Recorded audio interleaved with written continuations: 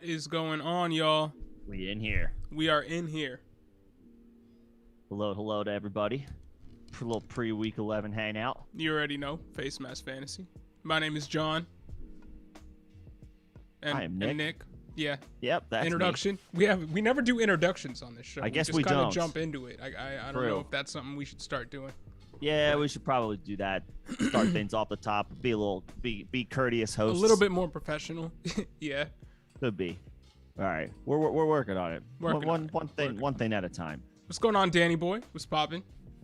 What's up, Danny boy? We blew it on the Pitts call. I can't like. That was. I mean, I'd go right back. But to yeah. Pitts. You go right back to him. Yeah, it's the Patriots, and he's their best. He was their best weapon playing. There was that just built-in happens. downside, right? Yeah. It's like, what are you gonna do? But you need to win this one. All right, Lockett, Kirk, Foreman, Bateman, or Sanders. Pick two. I have McLaurin and Dillon and Najee as starters. All right. Bateman gets a boost. Bateman and Lockett. Bateman gets a boost with no Hollywood. Lockett gets a boost with just Russ another game back. And Lockett has good numbers historically against Arizona. Just like throwing that out there. They're all good options, Danny boy. Is it PPR? If it's full PPR, I'm a little more inclined to like go with one of those wide receivers. I think I'm just going one of those wide receivers to begin with. You're not interested in Foreman? No, though if there was a week to be in on Foreman, it would be this week. This is a good week to play him, I think. But yeah, I mean, there's probably a little bit more. There's a little bit more upside with the receivers. I think I go Lockett. I don't feel great about it, but I think Lockett would be in there for me, and then probably Bateman with no Hollywood. I know think Kirk Bateman's obviously got Kirk has back-to-back. no Hopkins, but we're Bateman talking on about back-to-back games of 7 targets, and then 8 targets, Bateman? 8 targets. Right, Bateman. Yeah, he's a definite play because his role did not shrink at all with Sammy Watkins coming back into the fold, and now the number one is out, so he's the number one. It's gonna be the Bateman and Andrews show all game. And it's full PPR. I'm going. I'm going Lockett and Bateman. Kirk is interesting this week too, but we're looking at best at a hobbled Kyler Murray and maybe another week of Colt McCoy. So I'll go Lockett and Bateman. Yeah, I'm good with that. I know Pitts was a bust, but he's a dude. You go back to that well. You go back to that well. Gotta fire him up. Yup. Yeah. So yeah, Lockett and Bateman both should be fine. Lockett's got good career numbers against Arizona, and he's one of those guys that any given week he can put up in a wide receiver one week. He could just pop. Especially now that Russell Wilson is back. I know we got some Seahawks fans in here who might try to argue with me on that. I don't know. It seems like everybody's a little bit down on the Seahawks and with their front office, for good reason. But well, they're 3-6. People, the Russell Wilson Tyler Lockett connection should be strong. Yeah, should be strong. That's another well that I go back to. Yep. But Matt, I mean, it's screwing everybody for fantasy. We just hope he returns soon. I mean, but you're out Hollywood, Kamara, Cordarrelle, and Mitchell. Yeah. Jeez. Yeah, that's bad luck. That's half your roster. Yeah. Well, if you're between anything, let us know. If there's any, if you're like, man, yeah, put your starting roster. Put your starting roster in the chat. Yeah. I want to see what your team, what your depth looks like, bro. And yeah, Theo John is indoors. Yep. It's a miracle of modern everything. Yeah. Much better than being outside in like 40-degree weather. It's much better. But yeah, Theo, now's the time. We will be hitting you up shortly. Yes. We will be hitting you up shortly. Now that probably after Thanksgiving, but it's probably gonna have to be after the holiday. But things have slowed down a little bit for both of us. I am not traveling anymore, John. Your house situation is done. Yep. Congratulations on officially being a homeowner. And now we've got multiple things out of the way. So all football all the time. It kind of was anyway, but it was. But now we got more time to devote to some other things as well. So or once the holidays are over, we will. Right. Yeah. For this one anyway. Yep. Ingram or Dillon? Dillon. Yeah, I think that one's easy. I know Kamara's out, and I know Ingram is it's a positive. I mean, I like Ingram. But you got to go Dillon here because that's Dillon. RB1 upside, not RB2 upside. Yeah. So. No Aaron Jones. Might get it 30 times, like 20, 25 times minimum. All right, Dillon. Yep. Sorry, guys. You good? I see it. What's going on, Eduardo? What's going on, Eduardo? Ingram. What's going on, Mark Da Silva? Tajik Carp. Jeff Wilson. That name. It's great. So we got a lot of people who in these chats who've got some strong names. All right, let's get back to these questions. Wilson, Ingram or Jeff Wilson? I flip-flopped on this yesterday because I got this question twice. My first answer was Wilson. But I think in this situation, like between these two guys, I think I actually maybe... Ingram's the safe play because we're not sure what to expect from Jeff Wilson. But what I will say is Jeff Wilson does have not the same type of RB1 upside that Dillon has, but if you saw what he did in a starting role last season for the last 3 games of the season where he he had more than 8 in the last 3 games, he exploded and he was a top 7 running back for the last 3 games last season as the number 1 for that offense. So he could do that again. He could. So okay. It's within his realm of possibilities for Jeff Wilson. I know it. I think Ingram just tops out at high end RB2. I don't know if he can get into that RB1 conversation. I just like him because I think the touches are condensed a little bit more in New Orleans than they are in San Francisco, a little bit. Also, by the way, I hope this is just me, but your connection, I hope it's not both of us, but it's a little laggy. And and right now it's like, I hope if anybody's having an issue hearing either one of us, let us know. Hopefully the connection's okay. But at least for me, John, too. You were going. All right, we want to make sure that this is cleaned up. So if you can hear us, great, or throw us a thumbs up. Let us know how it sounds, or if the connection is okay. But it's a little weird for us right now.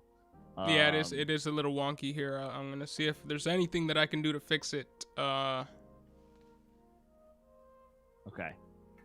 See what you can do. Hopefully it's okay for you guys. But keep it moving. I hear this. Okay, you take a look at that. I hear the argument for Wilson.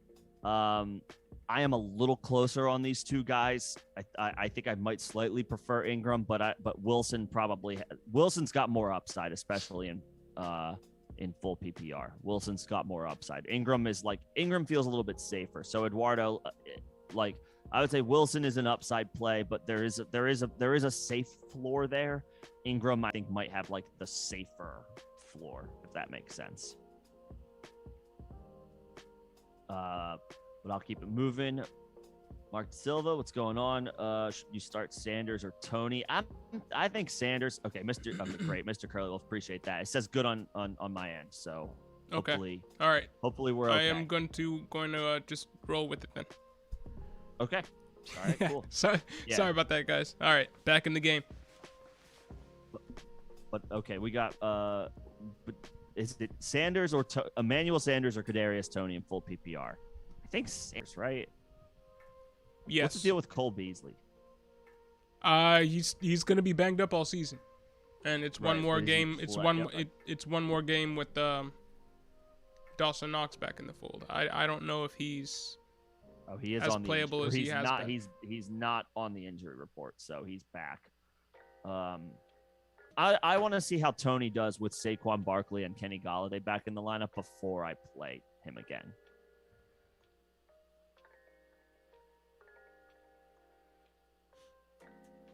Sorry, I thought we were talking. What do you think? And now that I was reading the question, I thought we were talking Miles Sanders when I said I'm cool with Sanders. If it's Emmanuel.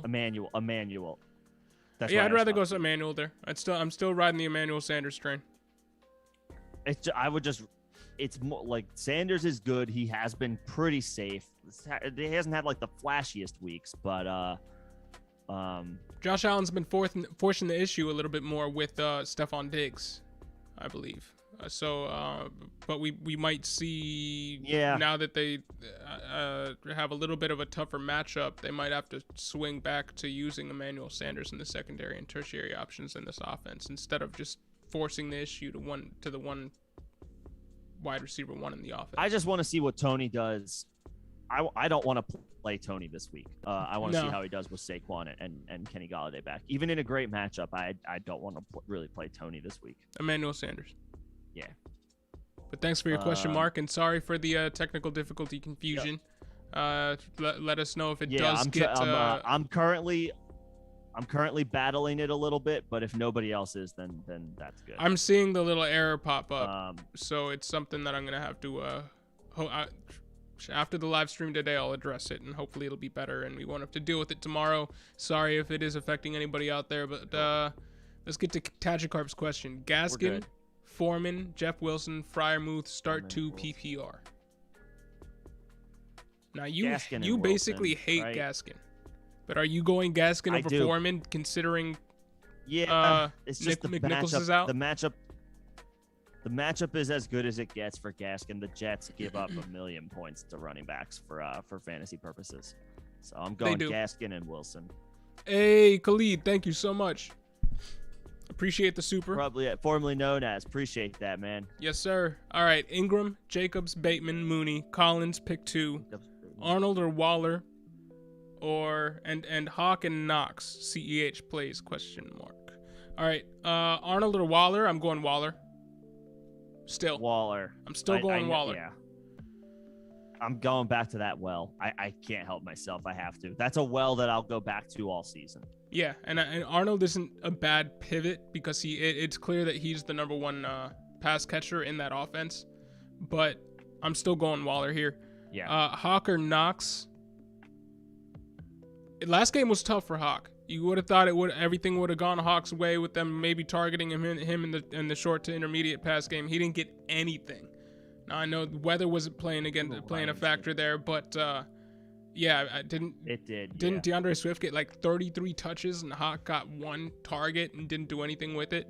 Didn't catch it. And they mostly ran the ball with and Swift. that was without mostly running Jamal Williams. Yeah, so I'm going Knox here because if for some reason they have the same kind of game plan with Hawk, at least while Knox is sparingly used in some games this season, he's used in the red zone. Chances are he'll find a way to get a touchdown. If Goff decides to have another game like he did last week, then Hawk could end up giving you another goose egg.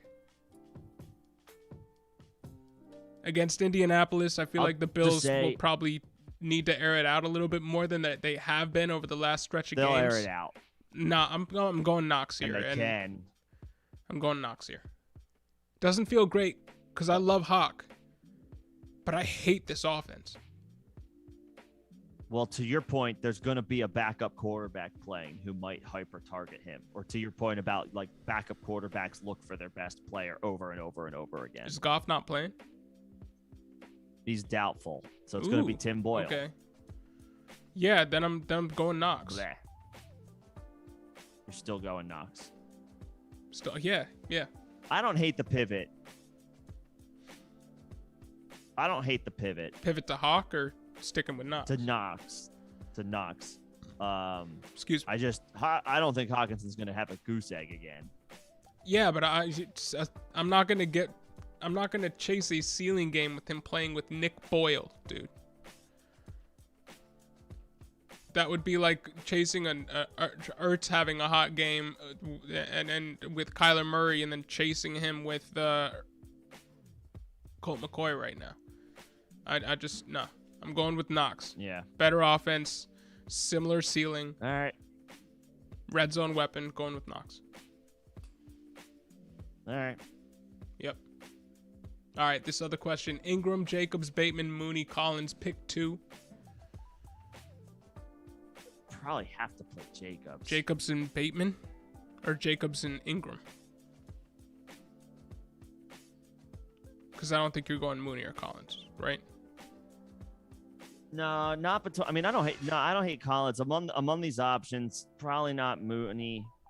Starting to warm up to Mooney a little bit though. But among these options, probably Jacobs and Ingram. Like the run, just go with the running backs who look like they have safe floor. I mean, Bateman. What's the scoring? Standard? Yeah. PPR, half PPR. Let us know, Crumply Hits. Yeah, that might help. That might help a little bit because if it's full PPR, I might say Bateman. I would probably say the same. Yeah. 14 targets past 2 games. No Hollywood. I don't hate like trying to kind of force Bateman into my lineup if I have to. Yeah, I would do that. But the scoring might help there. Crumbly Heads, like that might like help finalize the call. So let us know. PPR. But thanks. So all right, Jacobs and Bateman. Oh. Yeah, I'm good with that. Jacobs and Bateman. Jacobs, I don't think you could take out of your lineup. He's been solid. If he has a very high floor. He's gonna give you those unspectacular games where he gets all the rushing work in the world, but he only gets you like 60 yards, maybe no touchdowns. Sometimes he can get you those 2 touchdowns, but his floor is getting you 60 yards and probably around 3 or 4 catches. I think they're at home tomorrow. Yeah, so his floor is around 10 points, and he can give you a ceiling game, even though this season he hasn't been as much of a lock for They're playing the Bengals, which is not the best matchup by the numbers, but they're at home. So yeah, Jacobs, I'm all right. Bateman. Jacobs and Bateman. Yep. Yeah. And CEH plays. Good with that. We were talking about this stream. You want to give him your thoughts on the CEH situation? Oh, sure. I mean, he's probably gonna play, but the Chiefs. Correct me if I'm wrong. I think the Chiefs' bye week is next week. So this feels like it might be like a 40% of snap. Yeah, the Chiefs are on bye next week. I don't know. Clyde might see like 40% of the snaps, passing down situations. I think Darrell Williams operates as the RB1 tomorrow and is fine to remain if you're in your lineups if you have him. Clyde is going to vulture production. A little bit here and there, but I think he's not gonna.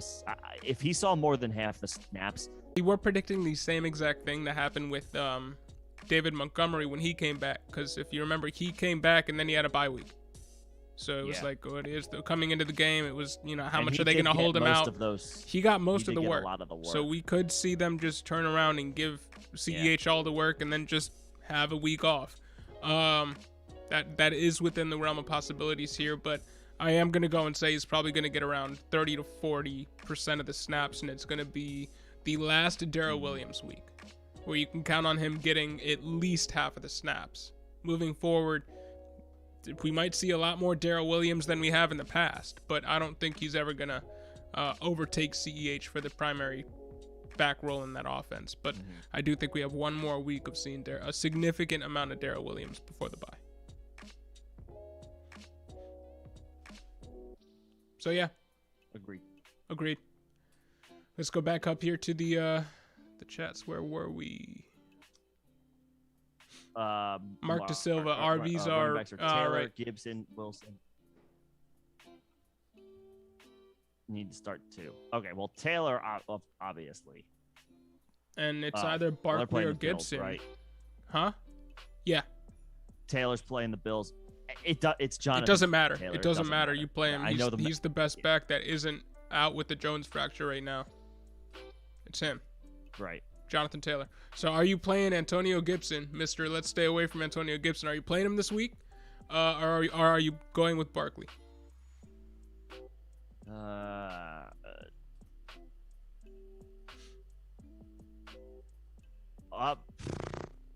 Here's my thing on Saquon. He's the all upside play. If you think you need upside, Saquon. If you think you can play it safe, Gibson. But that's a very high upside, safe move. Like Gibson, again, he's a guy that can get you 60 yards and 2 touchdowns and some receiving work. But Barkley, yeah, he's the upside play, but I think the upside that he presents is about the same as Gibson in this game. Not week in, week out, but coming back from injury, Barkley always seems to start off a little slow. He always has. He was rounding into form when he picked up this injury. But it does, if you look at his numbers historically, it does take him a little bit to round in the form. So I would go Jonathan Taylor and Gibson here. Really try to play any games. You're going Gibson. And not because I don't like Barkley rest of season or don't think that he's a great talent. I just think give him a week to round into form. It looks like Gibson's 90% healthy. And I'd roll with Gibson for 1 week. As your RB2, that's pretty damn good. He's a floor play. I mean, he came through last week against all expectations, like against all odds. So, like, obviously, he's trending up. You got to feel good a little bit better about Gibson. Can he do it again? This is another tough matchup. This is another tough matchup by the numbers. I think so. Saquon is playing the Bucks though, so honestly, this might be a week to avoid him. Even if Vita Vea's going to miss for Tampa Bay, but even still, it's a pretty brutal matchup. I'd go Taylor Gibson. Yeah, Taylor for this Gibson. week, and then Taylor Barkley rest of season, but Taylor Gibson for this week. Gibson for this week. Yep. Mr. Curly Wolf, what's going on? What's going on, man? Would y'all do Mixon and Miles Sanders for Jonathan Taylor? I mean, if you're getting Taylor, then sure. Yeah, because what are you expecting Miles Sanders to give you rest of season? You're basically giving up somebody who could be splitting work in a 4-way running back by committee with Jordan Howard and Boston Scott and Kenny Gainwell. It's not a guarantee that Miles Sanders comes back to that RB1 role workload that he was seeing before. And even in that situation when he was getting... So if you can turn Mixon, who's a low-end RB1, into Jonathan Taylor, who's the best back in the league right now, and give up a player that you're not sure you can count on, I would do that. I would do that in a flash. I mean, if you're eventually starting, you're eventually starting Saquon and Taylor and maybe Fournette, depending on the flex situation, like that's a pretty strong 3-headed monster. Yes. That's pretty good. A healthy Saquon obviously is something that it's not guaranteed, but Taylor's looking like the RB1 rest of season. So yeah, I'm with it. Cool with it. Richie, what's going on? Yep.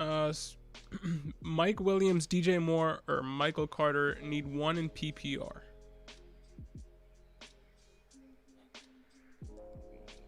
Is it a Mike Williams week? They're playing Pittsburgh. So no. They're playing Pittsburgh. In PPR. You're going Carter? I think I am. I'm on those options. Williams has gone back to being boom bust. It's a tough matchup against Pittsburgh. They are at home, but Williams has gone back to being what he has been. Yeah, Moore is the upside play. He's the boom bust at any time. Moore is a boom bust play, just like Williams is. Maybe Cam helps him out a little bit just by being in there. Maybe. So Carter's the safe play, not a ton of upside. Yeah. And if you're going upside, who are you going with? Are you going Mike Williams or are you going DJ Moore? I'm going DJ Moore. Oh, I would go Mike Williams as far as like moonshot upside. I don't trust him anymore. Again, I'm back to not trusting Mike Williams. He's still going to have big I know weeks. he is, but I'm back to not trusting Mike Williams. It happened that totally. quickly. Yeah, for sure. I'm not trusting him, but then that means he's going to do it probably like when you like least expect it. Carter's the safe play. Williams is the ceiling play. I think that's okay. No love for DJ Moore. Wow. I like DJ Moore. I just I'm not sure Cam I'm not sure Cam at this point in Cam's career gets us back to like safe wide receiver 2 play for DJ Moore. I'm not sure. He is a guy that at one point in time basically willed Kelvin Benjamin to a high-end wide receiver 2 season. He did that by himself. Yeah, that was an outlier. I know. DJ Moore is much better. He's much better. This was a long time ago too. This was a long time ago too. It was. I gotta see it. I gotta see it first. I gotta see it first. All right. That's just me. I gotta see it first. My Carter safe play, Williams upside play. That's my call on that. So, okay.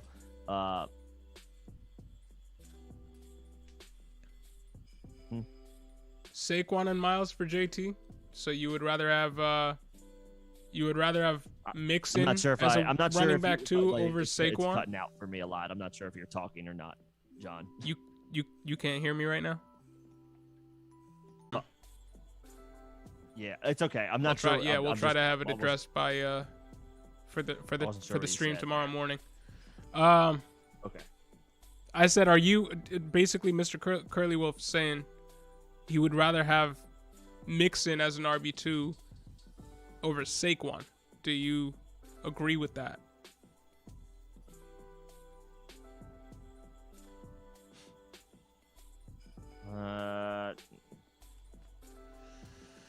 Mixon's getting a ton of work, and he has been a RB1, whereas Saquon basically you haven't been able to trust him. Saquon is a huge injury risk right now. Well, so is Mixon. If you really think about it, Mixon can go down at any point in time. Right now, Saquon's the freshest he will be. Considering they're both RB1s, are you going with the guy that's gotten all the work this season in Mixon and has been known not to be able to handle the workload that he's been given this season? Or do you go with Saquon, who's about to be healthy for the first time in a while, and carries the same, if not more, much more upside? More upside. I mean, Saquon is a swing for the fences. I guess Saquon, but he is definitely I would say he's easily a greater injury risk. It's just like there's more wear and tear on Saquon at this point now. He's fresh, but like, can we trust him? Yeah. What do you guys think? Let us know in the chat. What do you guys think? Are you going Joe Mixon rest of season or Saquon rest of season? Let's help him figure out what's the best offer to send. But thanks for the question, Mr. Curly Wolf. Hopefully we'll be able to give you a definitive answer soon. Yep. But I think we want to let this one marinate, because that is you're splitting hairs at that point. Both RB1s, so it's really a risk tolerance issue there. But Magikarp traded Fournette, Bateman, and Higgins for Swift. Thoughts? Really like Swift and playoff schedule. Really like the Swift playoff schedule. I have Swift, Gaskin, D. Harris, Foreman, Jeff Wilson, Eno Benjamin, Waller, Freiermuth, Tyreek, Emmanuel Sanders, Brian Edwards. You got a guy who Swift. Can give you 33 touches a game and give you an RB1. Sell Gaskin after this game. Wilson. Sell Gaskin after this game. Malcolm Brown comes back. They just elevated Duke Johnson, but he should have a decent game against the Jets. If you can sell him Gaskin for, I don't know. Oh. If you can. If you can. If you can, then sure. But if somebody doesn't go for Gaskin, then I would... whoever has a good game this week, either Foreman or Jeff Wilson, try to trade that guy for a wide receiver. Would you try to just upgrade and give him that guy and Freiermuth, considering you have Waller, and try to upgrade? Or that guy and Brian Edwards, considering you have Waller and you wouldn't want to be playing Edwards in the same game you're playing Waller in, theoretically. With your running back depth right now, I think you can probably drop Eno Benjamin and pick up a depth receiver even if the trade if you can't move your depth at running back, because having Swift, Gaskin, D Harris, Foreman, Jeff Wilson, that's a solid group. Yeah, so I don't know if you need Eno Benjamin. So yeah, I would try to recycle him and turn him into a depth wide receiver there with Brian Edwards there. But thanks for the question. And thanks, Mr. Curly Wolf, for letting us know. If anybody in the chat right now is experiencing technical difficulties with our stream, freezing or anything, please let us know. Is somebody else having an issue? No, I'm just addressing it one more time. Yeah. Eric Lanier, is Deontay Johnson worth rostering? He never gets in the end zone. Absolutely, he's worth rostering. He's worth starting every week. Yeah, you start him every week. He should be in your lineup every week. Yep. Unless you start like Cooper Kupp, Tyreek Hill, and something like that with a backup quarterback. Like, he's money. Keep going to that. Keep going to the Deontay Johnson. Keep going back to Deontay Johnson. Yes. Yep. You keep going back to that. Eduardo, hey, you're welcome. Thanks for being in the room with us. If you got any more questions, let us know. I see you got another one down there. Yep. We'll get to it in a little bit. Slim Reaper, what's going on? What's going on, Slim? Since I benched Pitts, who do I start? Yeah, don't always Pat Freiermuth or Dawson Knox. Freiermuth or Knox? Especially ahead of tomorrow. I do believe we are reconnected. But yeah, right now I'm on the 2.4 gigahertz Wi-Fi signal, and I think I need to figure out getting onto the 5.0 gigahertz signal. That's what I was on over at the other place. I need to set that up here. Okay. Yeah, we need to switch. Yeah, I see. Yeah, no, it's dead right now. I mean, do you want to call it right now? Let's everybody that's in here, we're sorry for the technical difficulties. How long would it take for you to reconnect? I need to set it up completely. I need to set it up 100%. The 5.0 signal. How long will that take you to do? Considering I haven't done it yet, I don't know. I might need to. It might end up I need to call Comcast. Okay. William Risky says they can still hear us. Damn it! This is a hot mess. Okay, I'm gonna blast through some of these questions. Yeah, let's just keep it moving and see if we can't. It's the stream is back for me, but it does keep freezing for me on my. It's like buffering. Yeah. All right. Let's blast through some of these questions. Might not do a ton of analysis. We're gonna get to the end of this. Might call this one a little bit early just to make sure that we're in tip-top shape for tomorrow. Yeah, and everybody that's in here, 10 a.m. tomorrow, we will have a better, hopefully smoother experience for you guys, and we'll be in here 10 a.m. tomorrow EST. Yeah. For start sits before 1 p.m. But let's get through some of these questions. William says don't call Comcast yet. All right, we'll get through some of these questions, and we're gonna hold out as long as we can. We'll get down to where you're at, and then we'll reevaluate. Smoother Ayuk. Gallup. With no Amari Cooper, you got to go. No Amari Cooper. No Blake Jarwin. City Chiefs. Yeah. Gallup. Consolidated target share with Dak Prescott. You played Gallup this week. Gallup. Yep. Find a way to get Gallup in your with Dak Prescott. You got to chase that. Fades off into the. Yep.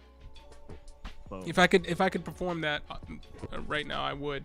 If I had some special effects up here, but can't do it. That's like step 10. We have a bunch I got to get the internet straight first. Jason, what's going on? Hey, Slim, with Turkey Day around the corner, what's the best dessert? Apple pie, sweet potato pie, peach cobbler, or something else? Apple pie. It's a mainstay. Although yeah, peach too. I haven't had it for a while, so yeah, it is a bit of a delicacy. Yeah. Literal heaven for Mr. Curly Wolf. Yeah. Jason, I have to decide to flex this week. I'm playing against the team who got 4.9 out of Pitts and Koo. So maybe a safer option. The rest of my lineup is Lamar, Hurts, Kyler, Zeke. Is it Mooney? But the boom weeks aren't happening like we thought they were going to at the beginning of the year. The safe play is definitely not Tony. Golladay can go in for 2 snaps and leave, so it's definitely not Golladay. Gibson basically rendered McKissick. I don't know. Is Ayuk the safe play? I don't know that. The safer / high upside play at the same time.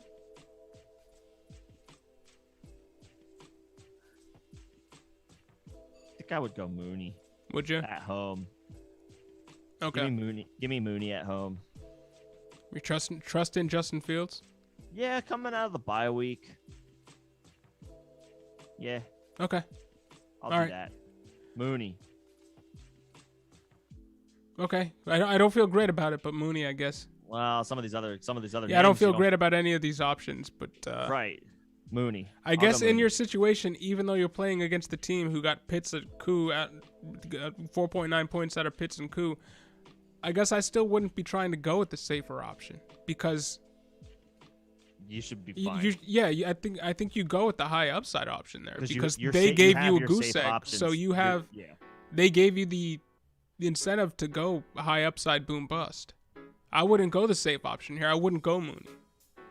I see the argument for going safe, but here's the thing. Zeke is safe. Dylan is safe. Keenan Allen is safe. Whichever one of those quarterbacks between Lamar and Hurts you go with is safe. Like, those guys I would just safe. try to crush them and get most points that week. And I would throw out Golladay there. I would. Galladay's floor is 0. Galladay's floor is 0. But I would go with Pitts and Koo giving you 4.9 points, they basically gave you a gift. And with that starting squad of Lamar, Hurts, Kyler, Zeke, Dylan, Cooks, and Keenan Allen, those guys are all super safe. You should with going up against a guy that got 4.9 points out of 2 of his starter slots, you should be good to go. I would throw Golladay in there and try to have some fun with it because you're trying to. I don't know. I think Golladay might be cooked. I'm going Mooney. They gave him the contract, man. I know they gave him the contract, but that doesn't mean that these injuries haven't piled up. Yeah, but I mean, I don't know. Well, you got my answer. I would go Golladay here. Right. John would go Golladay because it's a little bit more high upside. I think Mooney is the floor play here of these options. I don't think you need to go floor play. I don't feel bad playing Mooney because the rest of your roster looks great. But you should win regardless playing against a team that got less than 5 points out of 2 starter slots. Well, it's not. Should win. It's not over yet. It's not over. That's true. But he's got Lamar, Hurts, and Kyler. Well, Zeke and Dylan and Cooks playing and Keenan Allen. Playing all 3 of those guys?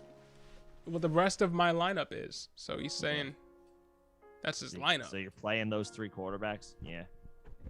You should win. That might mean the other guy has 3 quarterbacks. Better fantasy quarterbacks than those guys? No, probably not. And you're rolling, and you got Zeke and the RB1, the unquestioned RB1 for Aaron Rodgers, and Cooks and Keenan Allen bringing up the rear. I feel like you can go high upside and have some fun and see if you can break 200 points this week with your lineup or something. Because I don't see the downside. Golladay gets 0, and then okay. Like the Giants. Then you bet on one of your other starters to get you more than 4.9, and you're still beating him. Every one of those starters should get you more than 4.9. Should. I'd go Golladay. John would go Golladay. I would go Mooney. It's not gonna. I don't think that's gonna define the outlook of your. It shouldn't. The game there.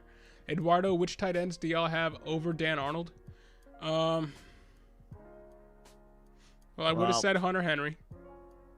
Yeah. But Kelsey, Kittle, Waller. Yeah, Kelsey, Kittle, Waller. With Andrews with no Hollywood. Mark Andrews. I would have said Pitts. Would have said Pitts. He didn't do a whole lot. I don't know about Hawk. I don't know. I want to say Hawk, but I don't know about Hawk. I think I still have Hawk over him. I mean, everybody. It was the circumstances couldn't have been worse. On the road, in the rain, good defense, terrible quarterback. But I think that's it. I think that's the list of guys. I mean, Goddard out right now, right? Goddard Isn't he still out? Goddard, I think, is trending to playing. Okay. Actually, he breaks even with me then playing with Dan Arnold right now. Like Knox. Knox, I would put over Dan Arnold. I wouldn't put Freiermuth over Dan Arnold right now. Over him. Yes. What about Noah? Oh, no offense on bye this week. Sorry. Goddard is not on the injury report, so Goddard's going to play. I think I would have Goddard over him. He just got signed to a deal. Yeah. I guess I would too. But I like Dan Arnold. I like Dan Arnold. And awesome. I'm glad. I'm not getting any lags from you right now, or for a little bit for a while, so that's good. So knock on wood there, but hopefully we hold up. Hopefully we hold up for at least a little while. Yeah. Still hope it's gonna be. I mean, I'll still do what it takes to get it to be better than it is today for tomorrow. Yeah. But all right, Brett McCoy, non-PPR flex: Gibson, McLaurin, Devontae Smith, or Rashad Bateman. Damn. I mean, McLaurin. You gotta pick one. Jeez. You only gotta pick one, and it's non-PPR. I mean, I gotta go McLaurin. Devontae Smith is going to see Marshawn Lattimore, so lower expectations there. Bateman's in a great matchup. You going McLaurin over Gibson? Yeah. It's a tougher matchup by the numbers. Non-PPR? You're going McLaurin over Gibson? Gibson? That doesn't sound like you. I love Terry McLaurin. I know, but non-PPR, so standard. Yeah, but you're going. You don't go with the wide receiver over the running back in standard.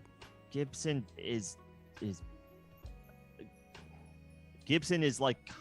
very up and down for me, right? He's like last week wasn't up, but there were a bunch of downs before that.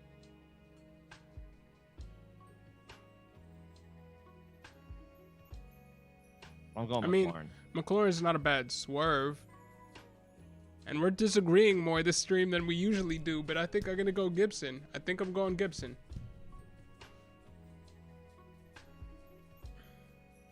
I mean, non-PPR. In non-PPR, I'm going Gibson. Non-PPR makes sense for Gibson. I like McLaurin because Washington is going to be losing games a lot this year, and Carolina is a much better team than Washington. And I know we had the same game script, or we were talking about the same expected game script last week against Tampa Bay. It didn't happen, but are we expecting this Washington team to have leads against two good teams back-to-back weeks? I don't know if I see that. And they're on the road this week in Carolina. I think the Panthers are the better team. I think they are winning the game. I think the game script favors McLaurin a little bit more.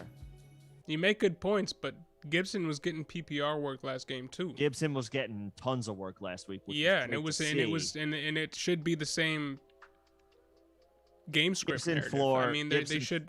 I think you go Gibson here because it's non-PPR at Andrew. You go Gibson, wide receiver or the running back. So we're gonna disagree there, but both are good options. It just really depends on how you. That's the thing. At the end of the day, we're talking about an RB1 versus a wide receiver one. Right. It really just depends on how you approach positional value when you're talking about different formats. Yeah. So, but both are good options. Elout, what's going on? What's going on?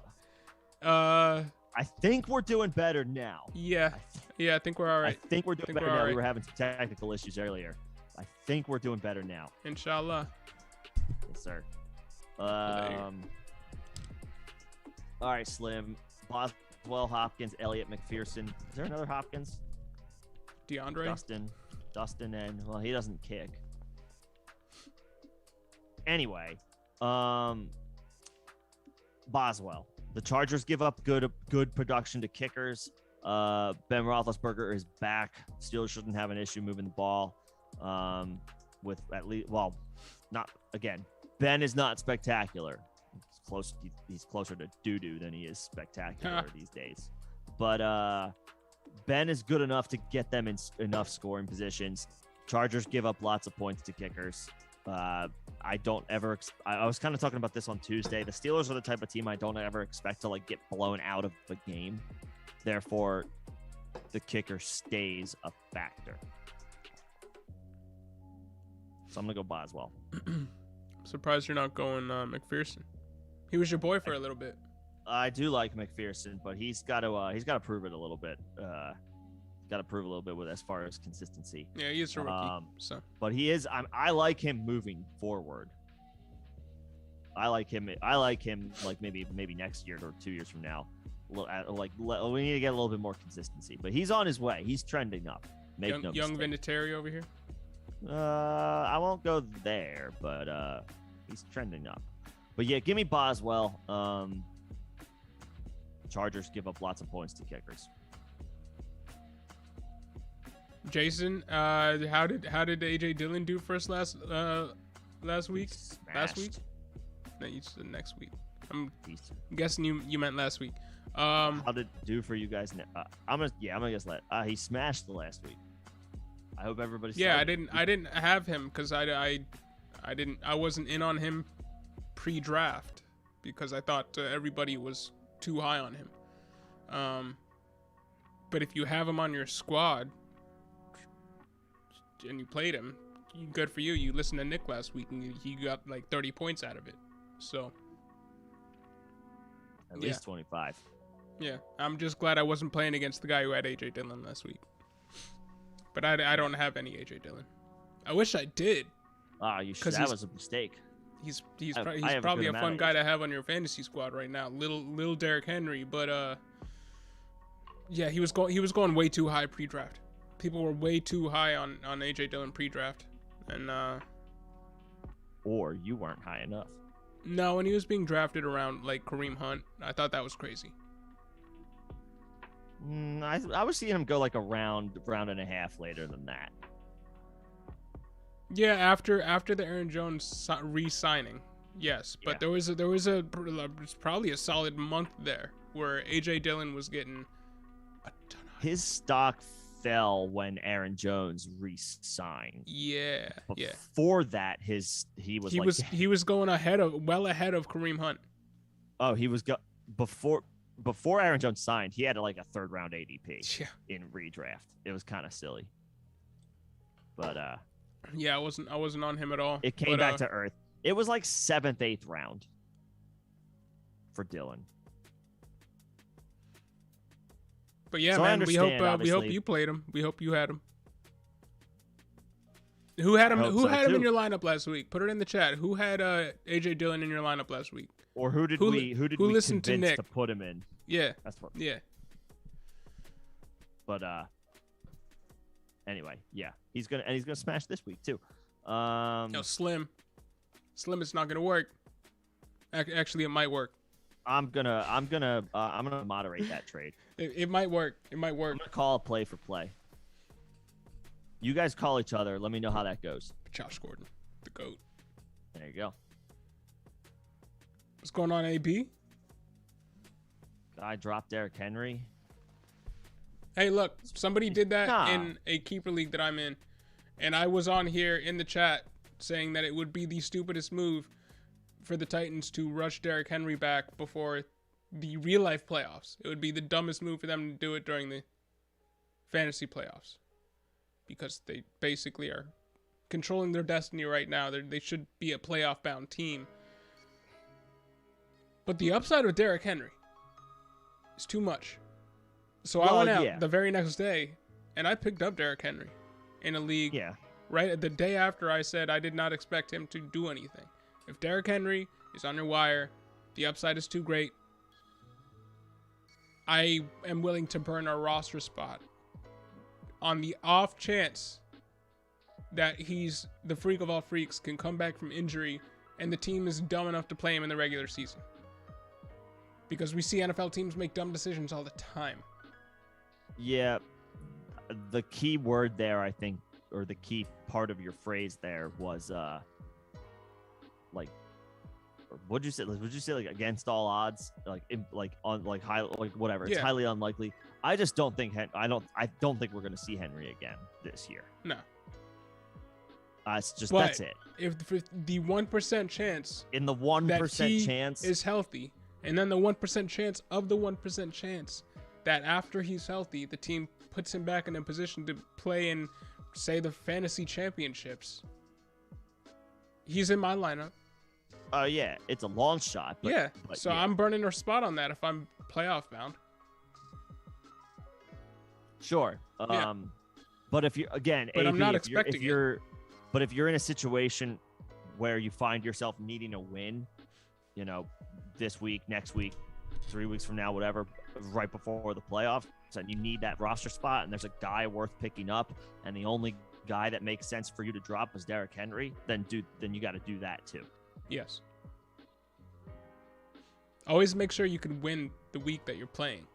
But if you can make a play to possibly get an RB1 in your flex spot or something come playoff week or championship week, then yeah, if you can make it through and keep winning a fair amount of your games to ensure that you are in the playoffs, then do it. But if not, yeah, follow that advice from Nick, because that's smart. You always want to prioritize winning the game over how good your bench looks.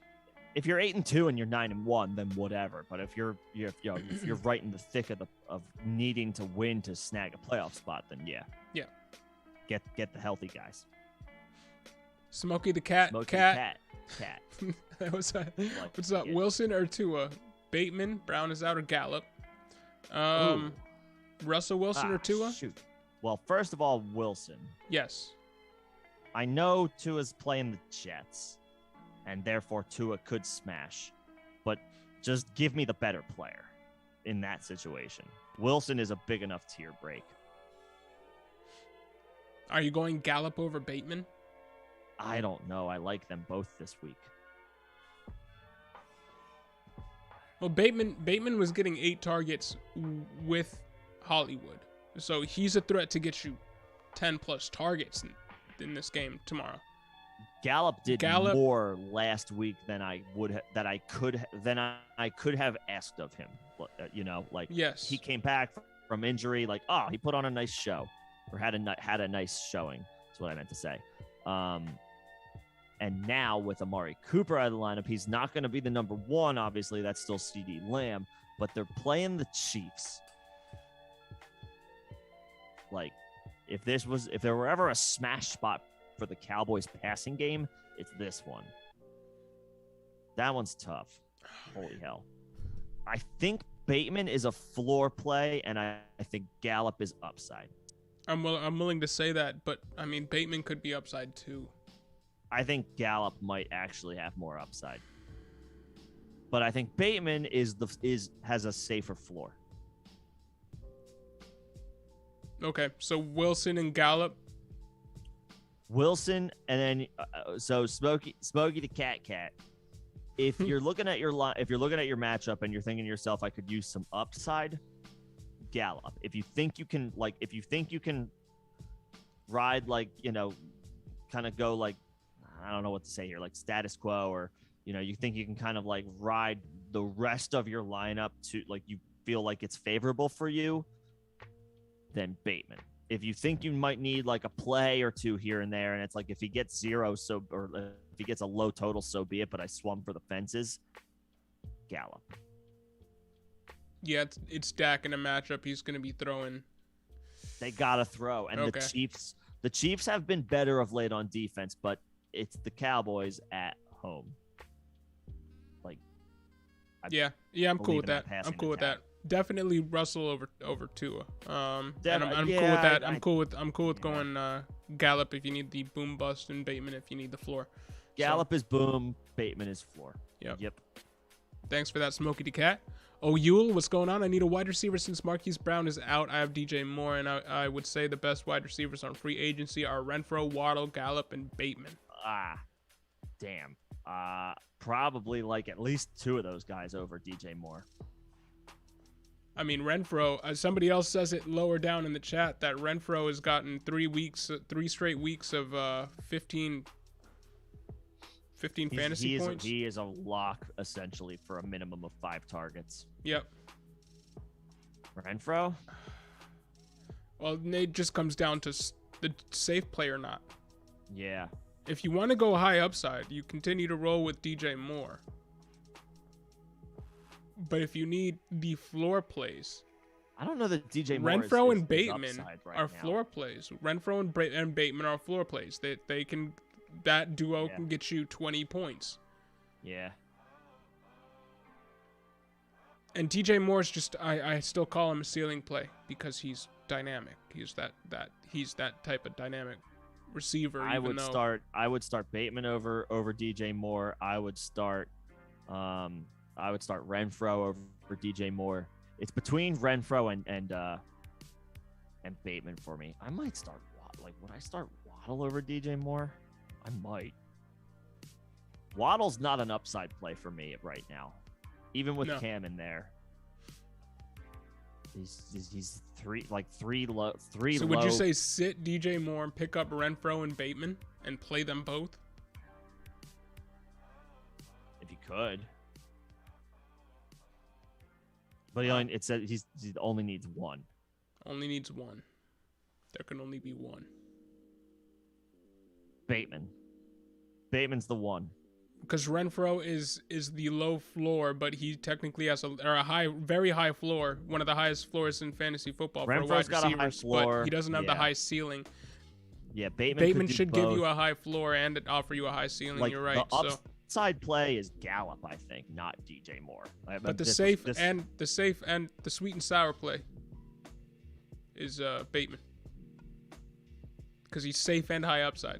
The safe and high upside play is Bateman. So I think you start Bateman, and it's whether or not you want to continue to roll out the safe play and say Renfroe, or swing for the fences with your wide receiver 2 spot, which would be Gallup. I can't Gallup over DJ Moore. Wow. Are we really hating on Cam that much? Patriots offense was not good last year, as far as look at their starting wide receivers, bro. Their starting wide receivers were a basically all the way done Julian Edelman. Jacoby Myers, who hadn't scored a touchdown until this year, a week ago, a few days ago, not even a full week, and N'Keal Harry. And the tight ends were even worse. It was Dalton Keene and Ryan Izzo, dude. Yeah, they had James White in there still because he was healthy, but I'm not holding the fact that Cam didn't throw for 4,000 yards against Cam with that depth chart.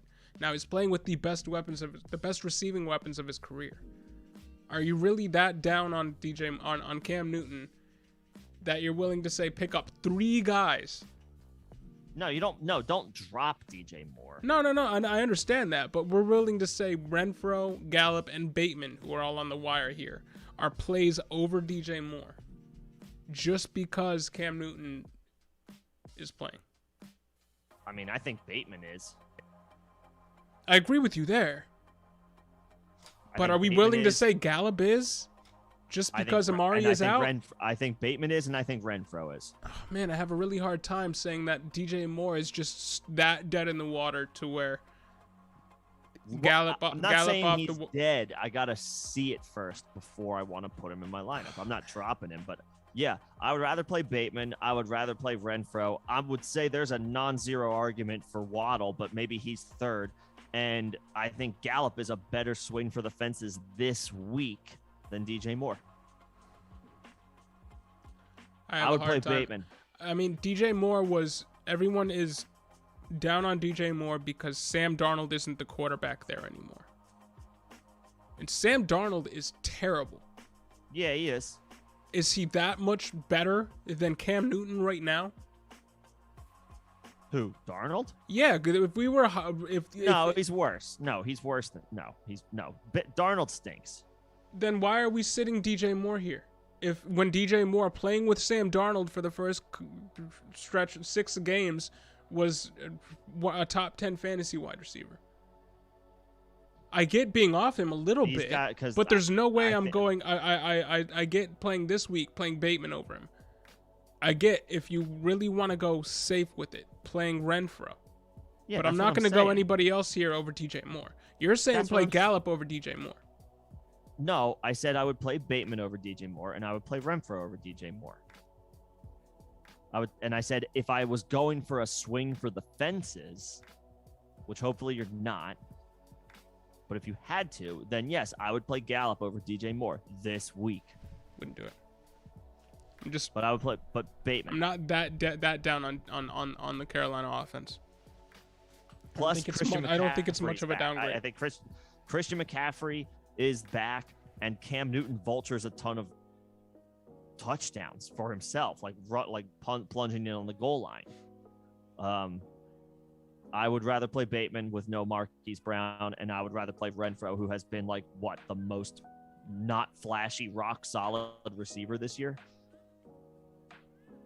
It's kind of an easy I get call. that, but I thought you were saying Waddle and Gallup over DJ Moore just because you were so down on DJ Moore, and I'm not willing to go there. I mean, I've thought about it. Waddle is, but I wouldn't play Waddle over Bateman or Renfroe, so he's not a pickup. But if I would need it all upside this week, then yeah, Gallup over DJ Moore for this week. Disagree. We're disagreeing a lot today. All right, that's fine. Keep things healthy. Keep things fresh. Big Kong, what's going on? Would you sit one of these receivers to start Jeff Wilson, AJ Brown, Mike Evans, Keenan Allen, Michael Pittman? I'm keeping track of these right now. Would you sit? Who would you sit if one of these receivers to start Jeff Wilson? AJ Brown, Mike Evans, Keenan Allen. I wouldn't. None of them. I would start all of them. I would start all four of those guys. Yep. AJ Brown not coming, or Antonio Brown not coming back, it means Mike Evans gets yet another. Probably he's going to score a touchdown and get you 7 for 70. I could see that outcome for every single one of these guys. So, yeah, I'm playing all those guys over Jeff Wilson. Agreed. Chris Mack, what's going on? Guy offered me OBJ, and I give him Josh Jacobs. Do you think this is a no-brainer? No-brainer. No. No, I would keep Josh Jacobs. It's a no-brainer for that guy. Yeah, I would keep Josh Jacobs. No, you keep Josh Jacobs. I don't want any parts of Odell Beckham. It's not even so much that, because he should be in a much better position now moving forward. But I like Josh Jacobs. He's 23 years old, gets all the rushing work and has a pass catching floor. And he can give you those 2 touchdown games. Last year he was the RB8 in fantasy, despite having what everybody thought was a down year. I'm sticking with Josh Jacobs here. So, yeah, I would decline that. Yep, personally. I would decline that. Mr. Curly Wolf, hey man, appreciate it. Yeah. If you got any more questions, let us know. I guess we didn't give a definitive answer, but we gave our 2 cents. Oh, is that the one question that we? That was Saquon and Mixon. Saquon and Mixon. Or Saquon or Mixon. Where are those guys ranked right now? Where's Mixon ranked right now? You look at that. William Risky, and thanks again, William, for letting us know about the stream. Yes, sir. Pick 3: Mike Williams, Bateman, Gallup, Cooks, Golladay. Yeah, Mixon is just sorry to go back. Mixon's the RB4 right now. Yeah, I'd rather. I'm not giving up the RB4 right now just because Saquon has the upside of the RB1 overall. Was this the trade to get Taylor though? Remember Mixon and Sanders for Taylor? Yeah, no, I'm keeping Mixon. So I'm giving up. Sanders. Give up Mixon and Sanders. Keep Mixon and Jonathan Taylor, and then you have the first and third best. No. The question was trade Mixon and Sanders for Jonathan Taylor. Right, but then he said below he wants to trade. He was. I would. I thought he already had Saquon. Right, he trade Saquon and Sanders was the other. He could have added. I would stick with that. If you can trade instead of giving away Mixon, if you could trade Saquon and Miles Sanders to get Taylor, I would do that. Yeah. Okay, I would do that because looking at this, I did not realize he was the RB4. RB4. That's what I said. Saquon's a significantly higher injury risk than Mixon. And yeah, he was the RB4. The RB2 right now is Derrick Henry. So Joe Mixon is technically the RB3 in fantasy right now, moving forward for the rest of the season. Fantasy, right? Jonathan Taylor's RB1. So if you can get the first and the third best fantasy running backs that would be on your squad and giving away basically guys that have been injured for you for over the past like 4 weeks, if not pretty much the entire season, I would do that. Yeah, but keep Joe Mixon. I was on the fence, but looking at that swayed me. Keep the RB3 overall. Try to trade Saquon and Sanders. Yeah, okay. But glad we could help, man. And if you got any more questions for us, man, you already know. Thanks for joining us. But okay, back to Williams' receiver question. Yep. No way I'm playing Golladay over any of these options. I think Cooks. You start Cooks because Cooks is basically must-start territory for me. Even though he's had a few dud games, he's still must-start territory for me. I think Bateman is a good counter to Cooks because of he's like a little bit more of a reliable ceiling versus floor. Yep.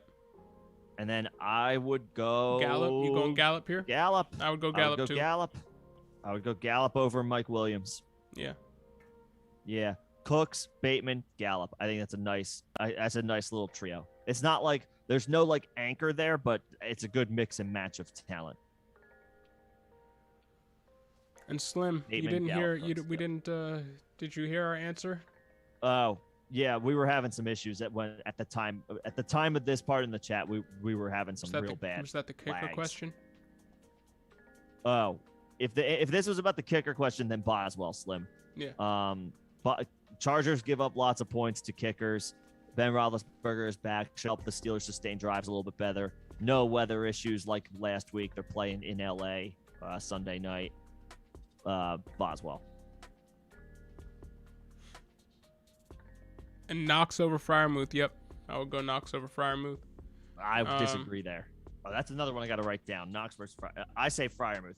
Beautiful matchup for. I'm saying Knox. Okay, well, I'm gonna write this one down too. We can't even score. Okay. Holistic Holidays, OBJ is a bust for the Rams. I don't know if he's a bust. It's been one game. I'm not ready to go there, but I don't want any part of him on my fantasy team right now. I just don't feel like I can rely on him. And he's a better bet to bust than most people would think based off of the resume that he has. I'm not ready to go there just yet. No. But I do like Van Jefferson more and more every day. I like Van Jefferson more and more every day. Got him on both dynasty squads. Yep. Bender, what's going on? How you doing? What's up, Bender? Any thoughts on Devonta Freeman this week? I have Barkley, but risk waiting for Monday. I'll need to get a 0 thoughts. Standard scoring. Devonta Freeman should be an RB2 this week. They're on the road in Chicago. It's not the. It'll be a low-end RB2 this week. Actually, just the like Bears, he is every week. The Bears give up. They're middle of the pack against running backs. Latavius Murray is expected back, but they cut Le'Veon Bell.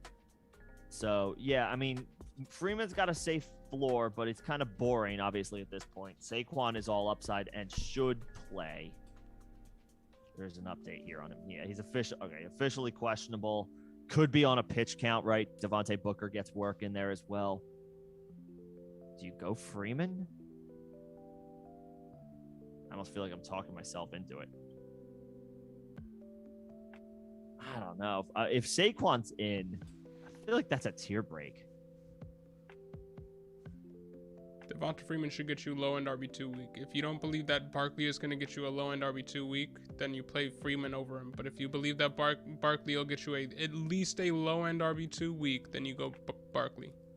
I think I'm swinging for the fences and playing Saquon. And if there's somebody available on the wire, like on the who plays for the Bucs or the Giants, that you can plug in there in case Saquon is ruled out, I think I would do that. I think I would play Saquon. For all the Saquon owners, are you going out and you picking up Devontae Booker if anybody drops him? He's probably not dropped yet, but if he is, obviously he's worth a grab as a Saquon owner. But I can't imagine he's been dropped in too many places. Yeah. It happens. Yeah, it happens. Be surprised who gets dropped when in some of these leagues. Yeah. I just it's Devontae Freeman is the type of like that's a tear break for me where I'm like, okay, I'm tempted to play Saquon. Yeah, I'm playing Saquon. All right. But again, if you don't believe that Saquon is going to get you a low-end RB2 week, then play Devonta Freeman because he is technically the safe play. But I'm going Barkley. Yeah. Even if he only there's a chance he could get you just one more week and then be back out. Yeah. So I'm capitalizing on the fact that he's healthy for this 1 week. Play him. Rohan Bihan, what's going on? Sanders or Pollard? Which Sanders? I'm guessing that's Miles. If it's actually, whoever it, the Chiefs give up lots of production to running backs. No Cooper, no Blake Jarwin. Pollard could get a little bit more involved. Pollard did get you 12 half PPR points last week. Rohan, if this is Emmanuel Sanders and it's full PPR, then sure, him. Otherwise, I think I would go Pollard. Too much uncertainty with Sanders right now. Pollard has a solidified role. Yeah. And this should be a shootout. Pollard. Cade Krishner, what's going on? Should I start Russell Wilson over Carr or Carr over Russ? And should I start Jeff Wilson or Hunter Renfrow with Aaron Jones hurt?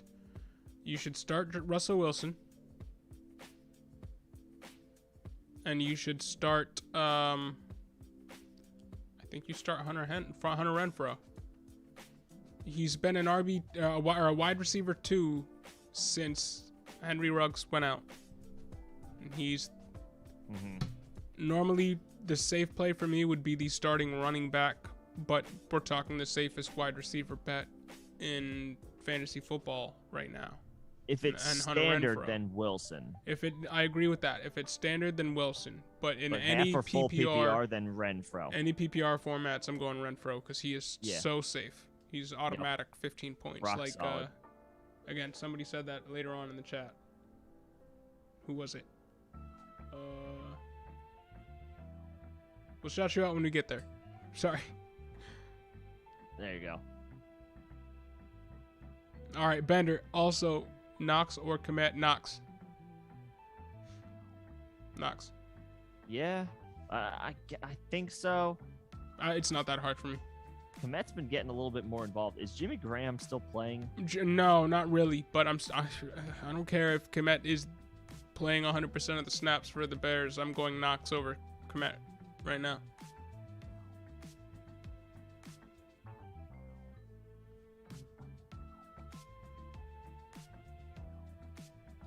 That's a pretty easy one for me. Jason, yeah, man. Oh. Yeah. The DJ I'm going Moore back question. up to your question. Yeah. Oh, I'm keeping score of that one. Go for it. I'm not all the way off on DJ Moore yet. That was a good question. That was a good question. That just means Lamar's gonna run more. That just means it's Lamar high floor game. I can't sit Lamar. Yeah, gotta play Lamar. Yeah. How are we viewing him when Bateman wasn't in? He was still a QB1. We were still playing him. When it was just Marquise Brown and Mark Andrews out there. Now it's just Mark Andrews and Rashad Bateman out there. He should still continue to be an QB1, and he should have a higher rushing floor this week than usual. Yep. And AB, thanks for letting us know that the stream is smooth now. We're glad it's all the technical difficulties have chilled out a little bit. Think we're okay. Yep. Ryan Nolly, what's going on? Thanks for joining us. Knox or Hawk this week? You said Knox earlier. I said Knox because Hawk scared me last week, and that could happen again this week. It could, because Goff isn't playing now, and it's a backup quarterback. Tim Boyle. And I'm not Tim Boyle. I said Nick Boyle earlier. That's an old tight end. Oh, that's Nick a tight end for the Ravens. Yeah. I don't think he's old. I think he's still on it. I think Nick Boyle is still on the Ravens. Is he? All right. Well, Tim Boyle. I'm not playing Hawk this week with Tim Boyle out there for the. I'll stay Knox there. I know. Knox has more upside. I know backup quarterback target your tight end, safety valve, don't care. Don't care. Knox. Go on Knox there. Okay. Eddie Phillips need a flex PPR, a full PPR, Saquon, Foreman, AJ Green, or Elijah Moore. Saquon, and if there is a Giants or Bucks player on your wire who you could throw in as a Hail Mary in the unlikely event Saquon is ruled out, do that. Those are tier breaks for me. And Goddard or Schultz. I want to play Saquon. I'm going Goddard or Schultz. I'm going Schultz here. No. Yeah. No. Amari. If you like Gallup this week, you gotta like Schultz this week too. No Blake Jarwin. No Blake Jarwin. Yeah, I think you go Schultz this week, even though I do like Goddard. I do like Goddard a lot. Concussion. Yep. Schultz has been a tight end 1 this year. Schultz. Yep. Schultz. Yo, that's a reference. William, I have the same day. By the way, remember when last week somebody said, I think they misspoke. They said that you looked like a Grand Theft Auto Village. They definitely meant Grand Theft Auto villain. I was thinking the same thing. Yeah. Definitely. Yeah. You are, because you are a villain. I mean, I prefer not to think of myself as a villain. But sunglasses in your mysterious new cave. Ooh. Yeah, no. Heroes live in caves sometimes too, bro. Yeah, 1. Batman. Just 1. Zorro lived in a cave, bro. I don't know if he qualifies as a superhero, but whatever. All right, you're going down a path where I'm like, okay, nerd. Whatever. All right. But yeah, I moved the pop filter down for you a little bit, William. So there you go. A little less evil. You're welcome. Nifty Main, Agnew, Gallup, or Ayuk pick 2, have PPR with return yard points. I love these return yard leagues. I've never played in one, but adds a fun little wrinkle. They're interesting. So Ayuk might be the punt returner for San Francisco, but I'm going Agnew and Gallup here. I've come around to Agnew. Because last week I was talking about how Agnew got 5 targets and he didn't catch 1, and they gave him a few rushes and he happened to capitalize. But I was kind of off him because I thought, all right, regression is coming. He's a little streaky. But he's a little streaky. They have a guy here that this is what we wanted from Laviska Shenault. If it wasn't going to work through the air, they were going to force the issue and use him on the ground. And that's where his value came from. And then when Travis Etienne went down, we were like, all right, now it's really going to be Shenault's season. And then when Chark went down, we were like, all right, now he's going to get the air yards too. Obviously, it didn't happen, but that work went to Agnew. And they're willing to force the issue. This was shaping up to be a Shenault season, and Jamal Agnew said no. Yeah, I'm more on Agnew every week, and Ayuk is maybe safer than Agnew, but Ayuk is boom bust up and down here too. Like it's been rough sledding a little bit for Ayuk. Agnew's been involved like every game. It hasn't been like excellent production. But he's out of the doghouse. But since week 4, Agnew has been involved in some way, shape, or form. I'm going Agnew and Gallup. Yeah. Yep. So Theodore, Agnew could always get. Does Agnew get thrown back there on punt returns? I wouldn't be surprised because he has 4.35 speed, and he's a converted cornerback, so he probably did get some work on special teams. He does. Yeah, I'm rolling Agnew there. Ooh, go Agnew because he's getting them return yards. Yep. Agnew. Yep. Agnew and Gallup, Nifty Main. Yep. I want to try out one of these leagues with the return yards. Add return yards in. Where it's I think the standard is 25, or you can 10 yards per point would be outrageous, but I've seen 25 yards per point. I don't think that's too crazy. I like that. Yeah. I like that. Theodore, start Schultz or Dan Arnold. Ooh. This is kind of like this is tier that, break. This is kind of like this is where they're this is like for this week. This is the cutoff. Right. For normal week, I would say Dan Arnold, but this week with no Amari Cooper, Schultz is a lot more enticing. Yeah, I think I would go Schultz based on all those factors. Yeah, playing the Chiefs, Dak Prescott, consolidated target share. I'm going Schultz there for this week, but rest of the season, Dan Arnold. Yep. Rohan Bahan Gibson over McLaurin standard. Come on, Nick. Yeah. Not necessarily. I mean, thanks, Rohan. Sure, in a vacuum, yeah, but like not necessarily. Not in a vacuum, yeah, but this is a situation like McLaurin's a wide receiver 1. Gibson. No, I get it, but I agree with Rohan. That's cool. That's right. I gotta keep that. I'm rolling with Rohan, bro. And I was a big proponent of Gibson this year. Don't forget. Oh yeah, you were a bigger proponent of him than I was coming into the season, but I'm not off as off of on him as you are.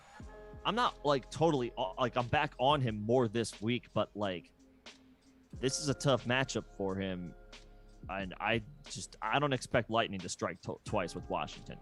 I expect them to be trailing in this game. I don't think Gibson's Lightning.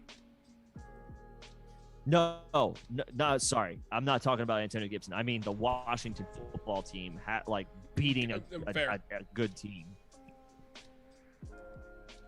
Yeah, easy money Sicilian. Thank you so much. Oh, appreciate that. Appreciate the super chat. Thanks for tuning in. Thanks for joining us. Gallup or Deontay, Saquon or DJ Moore flex. Deontay. We agree there. Deontay. Yeah, I mean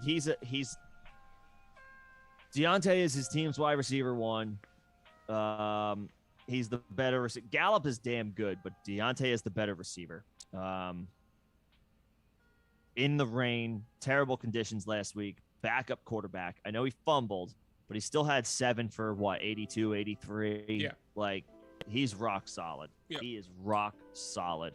Deontay. It's a now, bad matchup by the numbers. This next one is where we're going to probably fight. Saquon or DJ Moore? Yeah, Saquon. That's not pitch count Saquon? Or Cam Newton, DJ Moore? Saquon. Pitch count Saquon. PPR? Pitch count Saquon. I gotta see it. I gotta see it before I plug DJ Moore back into my lineup. I gotta see it. You could say the same logic applies with Saquon.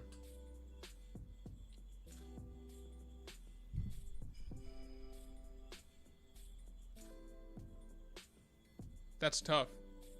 That's tough for them to me. Saquon's upside is higher than DJ Moore's upside, though. Yes. Neither are safe plays this week. No, I agree there. Neither are safe. I guess I gotta go Saquon just because you're right. The upside is there, and technically he's gonna get the work, so he's gonna get some sort of floor. Whereas DJ Moore could completely bust. I love DJ Moore. Find somebody on the wire. I'm higher than on Cam Newton than most. I think what we saw in New England was a little bit of a product of the talent in New England last year was just terrible. Yeah, I understand. And Saquon does play Tampa Bay, but for what it's worth, Tampa will be down Vita Vea. We're gonna split. I'm going DJ Moore. I'm going DJ Moore here. We're gonna split. So I think it's enough of a tier break. Write this one down. It's probably is, but I'm going.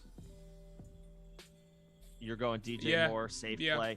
I'm going DJ Moore can be considered safe with downside. Saquon is iffier with more upside.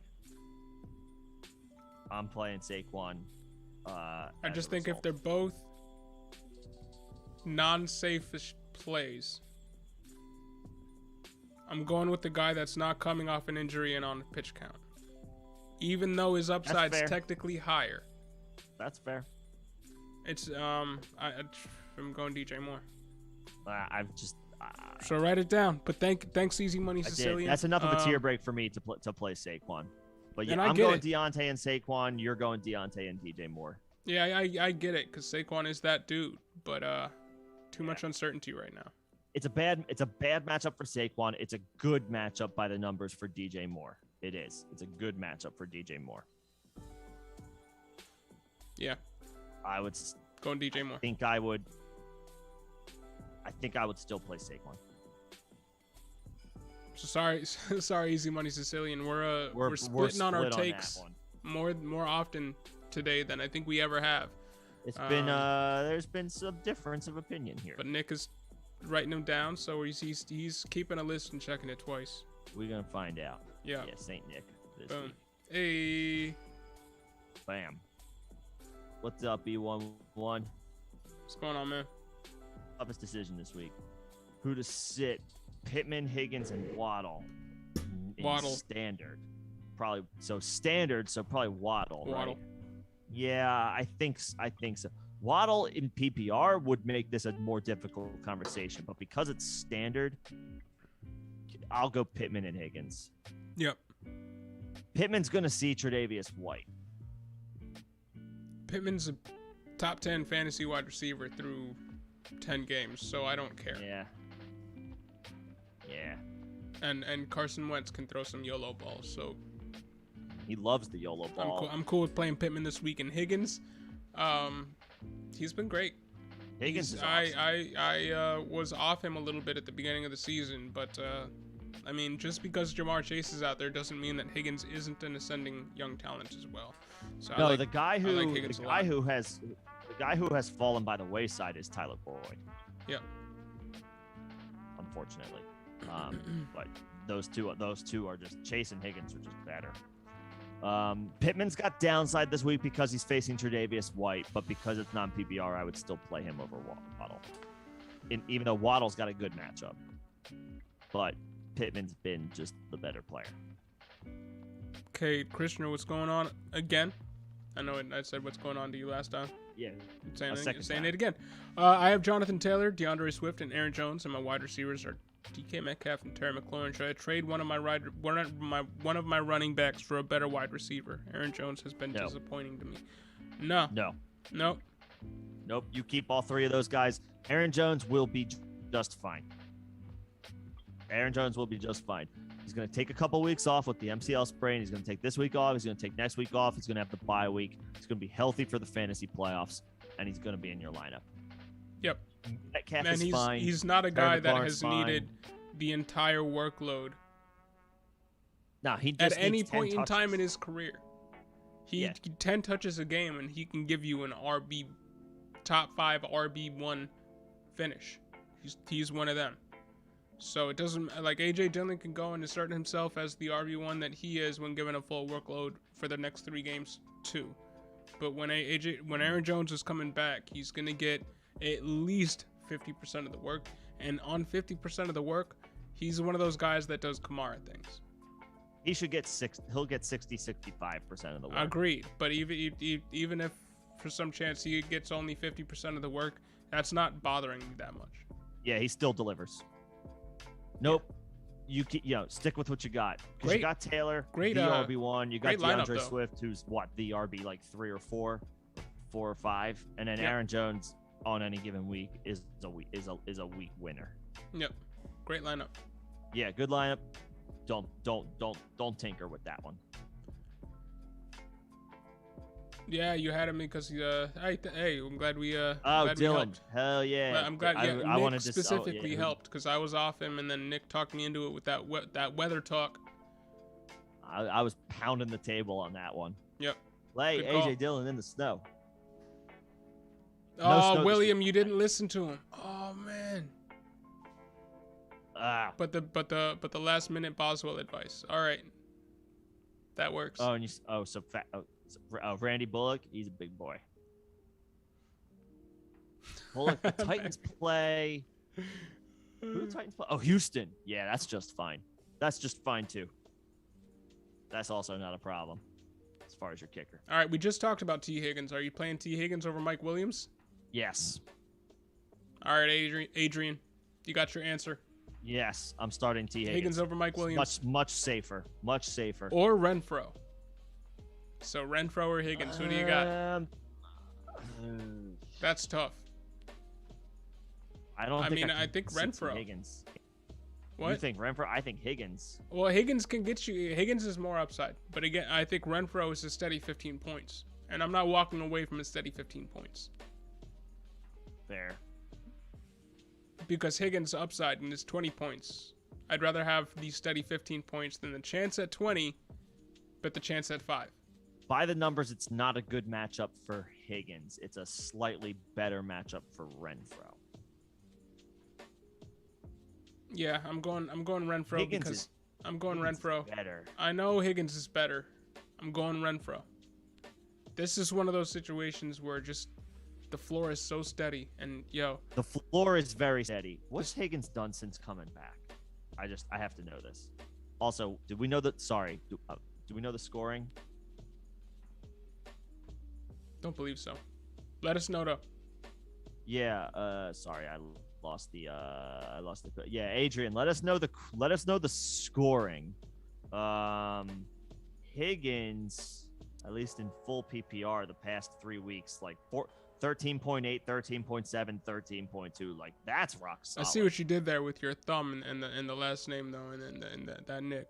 That's clever. I like that. That's funny. Everybody's a comedian. But T. Higgins, I enjoy that. Oof, man, the Bengals passing attack has a brutal stretch to end the season. But Higgins has been delivering.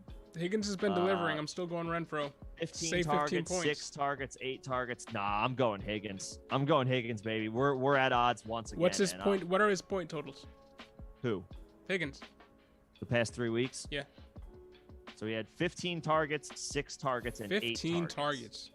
15 targets, and then 6 and 8 in those others. 7 for 62, 4 for 97, 6 for 78. He did not score in any of those situations. So we need him to get in the end zone, but maybe that happens this week coming out of their bye week. I'm going Higgins. I think he's just the more talented player. They're on the road. I think they're underdogs. Raiders, yeah, I gotta go Higgins Bengals. Too. I mean, but Renfroe. Let's just Higgins. Damn it. Chair broke. I'm going Higgins. Higgins is the safe play. The Bengals are 1.5 point favorites. Not Higgins. Renfroe's the safe play, but Higgins is also pretty safe. And Higgins is safe with more upside. Renfroe's safer. Renfroe safer. Higgins plenty safe in his own right with more upside. Fair. Agreed. There you go. Sorry, my chair just broke. Your chair broke? Yeah, I'm sitting in a cheap fold-up chair that you would bring to a beach. Oh, bro. The armrest just fell off? Oh, yeah. Okay. Well, not like the seat itself. No. Okay. All right. Well, whatever. Rub some dirt. Whatever. Rub some dirt on it. Cover it with Notorious TBG. What's going on? Some newspaper. Notorious TBG. Got a thought with wide receiver RB flex position. Pick 4, Darnell Mooney, David Montgomery, Devonta Smith, Rashad Bateman, Tyler Lockett, Chase Claypool. Dang. Well, David Montgomery, Devonta Smith, Rashad Bateman, Tyler Lockett. Who'd you say? I'd go with the middle guys. Montgomery, Smith, Bateman, Lockett. I think I'm inclined to do that as well. Devonta Smith is probably going to see Marshawn Lattimore, so that's a little concerning, but he's been good. Yeah, and Claypool hasn't been anything to write home about this year, so I'm not switching to Claypool just because he's healthy, and Darnell Mooney is a floor play. So I'm going Mooney's behind all these guys. I'm going Montgomery, Smith, Bateman, Lockett, and it's not that hard for me. I'm good with that. It's a solid 4. Yeah, it's a solid group. Devontae maybe has a little bit more downside this week, but at home, I'm playing him. And again, like you pointed out in the past, he's been steadier than you thought he was. He's not quite as feast or famine an option as you. Since I said that, he has scored 2 touchdowns in 2 games. There you go. He's been nothing but with great production. Do the most to buck that trend, and that catch he made last week was incredible. was awesome, right? That catch he made last week. Oh man, highlight reel. He's looking good. He's a great route runner. That's what you gotta like about Devontae Smith. He's an upper echelon route runner. Oh, Aquas, what's going on? Bateman, Tony, Higgins, Pittman, Renfro, pick 3, full PPR. Bateman, Higgins, Pittman. Yes. Bateman, Higgins, Pittman. Pittman's got more. Pittman has downside this week because he's going up against Tre'Davious White, and the Bills have eaten people alive no matter who you are, unless your name is Derrick Henry. So to that point, I could understand wanting to play safe and go Renfro, but Pittman has been pretty damn good this year, and is hard to pull out of my lineup. Yeah, I mean, the game that we saw last week from Pittman is his floor, I believe. So I don't know if he hits a ceiling game like he has in the past, but I think he gets you the 15 points that is Renfro's ceiling and floor. Or at least he'll at least get you 10. And I'm willing to make that play over Renfro for a chance that he just pops and has an anomaly game against a great defense. But stranger things have happened. I think I'm going upside here and going Bateman, Higgins, Pittman too. Yeah, Bateman, Higgins, Pittman. Yeah, the snow made Dylan stronger. Yeah, man. Dude, he's that type of dude. He's that type of guy. Yeah, get him in the cold weather. You see that with RB1s. I mean, certain RB1s, boys, when they get into the snow. I mean, we used to see it with LaShawn McCoy all the time. He did it for Philly, and he did it for Buffalo. He loved snow. It looks like A.J. Dillon is the same. Yeah, man, it's fun to watch a running back run wild in the snow. It's just, there's something about it. It's fun. Yep. I remember that Eagles game where he first had that. A couple of my friends were at that game. They said they couldn't Lions see the field. Game, yep. Yeah, man. Yeah, that game was wild. That game was wild because there was no snow on the ground for most of the morning and the early afternoon, and then like 20 minutes before the game, maybe a half hour before the game, it was just like blizzard. Yeah, man. Fastest I've ever seen snow fall. Yeah, and I think Shady had like 150 yards or something and 2 touchdowns, something crazy. He balled out. Yeah, and then he did it again, not against Detroit, but for the Bills. For the Bills. He had a crazy snow game too. Against Pittsburgh, I think. Yep. Yeah, something like that. That was crazy. Yeah. But anyways, yeah, the moral of the story, running backs in snow go well together. Boom. DFS Lil Monster, what's going on? Kyler Murray, Tua, this week PPR. Is there any way you could pivot off of Tua to a quarterback who's playing in the later window? Because if I play Tua, but then as it turns out Kyler Murray is active, I'm going to be kicking myself. I would rather, like, is Derek Carr available? Is Ben Roethlisberger available? Like, is Daniel Jones available? Somebody who's playing at or around the same time as Kyler or later, who I can 100% pivot to with no concern if I know Kyler is out. Because if I play somebody in the early window and Kyler is out, that's one thing. But if I play somebody in the early window and Kyler is in, I would at least going into the game, I would be like, I wish I was playing Kyler. True. And yeah, we agree. AB, Adrian B. Yeah, AB, like it. Even though there's another AB in here. True. Yeah, but yeah, we agree with you. We agree. Yep. Cali Loco, what's going on? Hey, thanks, man. Appreciate it. The love. Start 3, Deontay, Keenan Allen, McLaurin, or Bateman? The first Deontay, 3. Keenan, McLaurin, yeah. The first 3. Yep. Lock them in. I like Bateman this week for a floor play, but not over those other 3. No, the other 3 are... They're too good. If not wide receiver 1s every week, high-end wide receiver 2s. Yeah, they're too good. Troy Lund, what's going on? Zeke, David Montgomery, Jonathan Taylor, Joe Mixon, Barkley, sit 2. What the hell? Barkley and David Saquon Montgomery. And David Montgomery. You start Taylor, you start Mixon, you start Zeke. Yeah. Jesus. Jonathan Taylor's the RB1 on the season. Joe Mixon's the RB3 right now because Derrick Henry is out. I mean, and yeah, the you're talking RB5 about 5 right now, RB1s. the RB5 right now is Zeke. So, yeah. I like David Taylor Montgomery Mixon, as much as the next guy, but you got to sit David Montgomery, you got to sit Barkley this week. because snap count. So that's a great starting 3 running backs, man. Yeah. And Adrian, look, I'm rooting for Cam. I hope it happens. You're not rooting for Cam. I hope he pops. You don't root for Cam. We know the truth. Get the hell out of here. I like Cam. You don't root for I've Cam. always liked Cam. Yeah. Get out of here. I'm kidding. I'm kidding. I don't care if you're kidding. You've been one of the a Cam truther in the past. I've always liked Cam. Yep. Yeah, I hope he pops. I hope he brings Carolina to the playoffs. Yeah, one thing I didn't mention when I was going on that rant about his team on the Patriots was, hey, half of that defense was gone too. True. So not only was he playing with a terrible offense, but he was playing with a terrible team. Yeah, he was playing with an all-around terrible team, and this is just a bad team. If Mac Jones was playing with that team, he'd look pretty terrible right now too. Probably. If Cam Newton was playing with the team they have right now, he'd be looking a lot better, or at least the general consensus on him from the public would be a lot greener. I think. Yeah, I like Cam a lot. Yeah, I'm pulling for him. Yeah, I hope he does well. How far are we into Not the a window. I can't even. Are we in? Yeah, I can't see. I mean, we started at 6, so it's 7:45. So we're approaching 2 hours. Okay.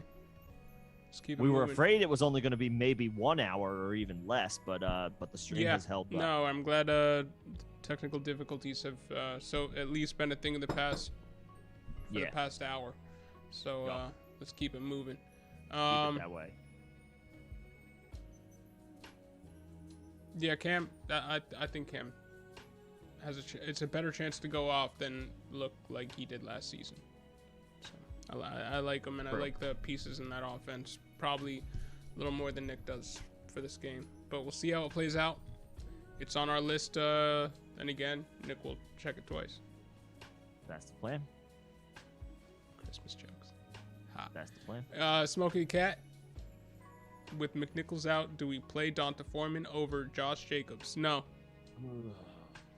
I don't think it's a definitive no. But I think it is. Probably not.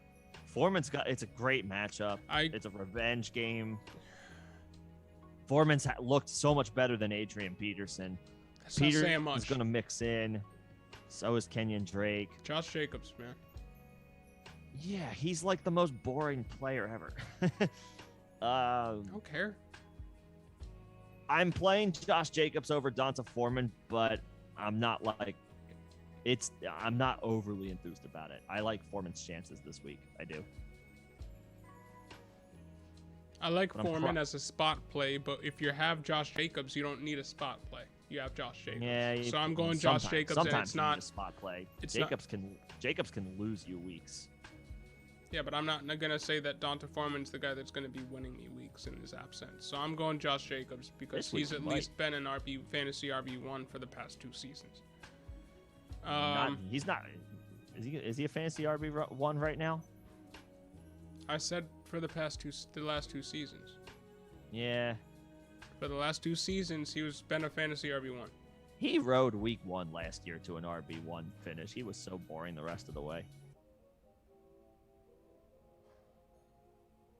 But I'm probably playing. Compare Jacobs. the numbers. He's been in. You look at the numbers. He's been an RB1 for the past 2 seasons. So I'm going Josh Jacobs over Donta Foreman, who's basically almost been out of the league for the last 2 seasons.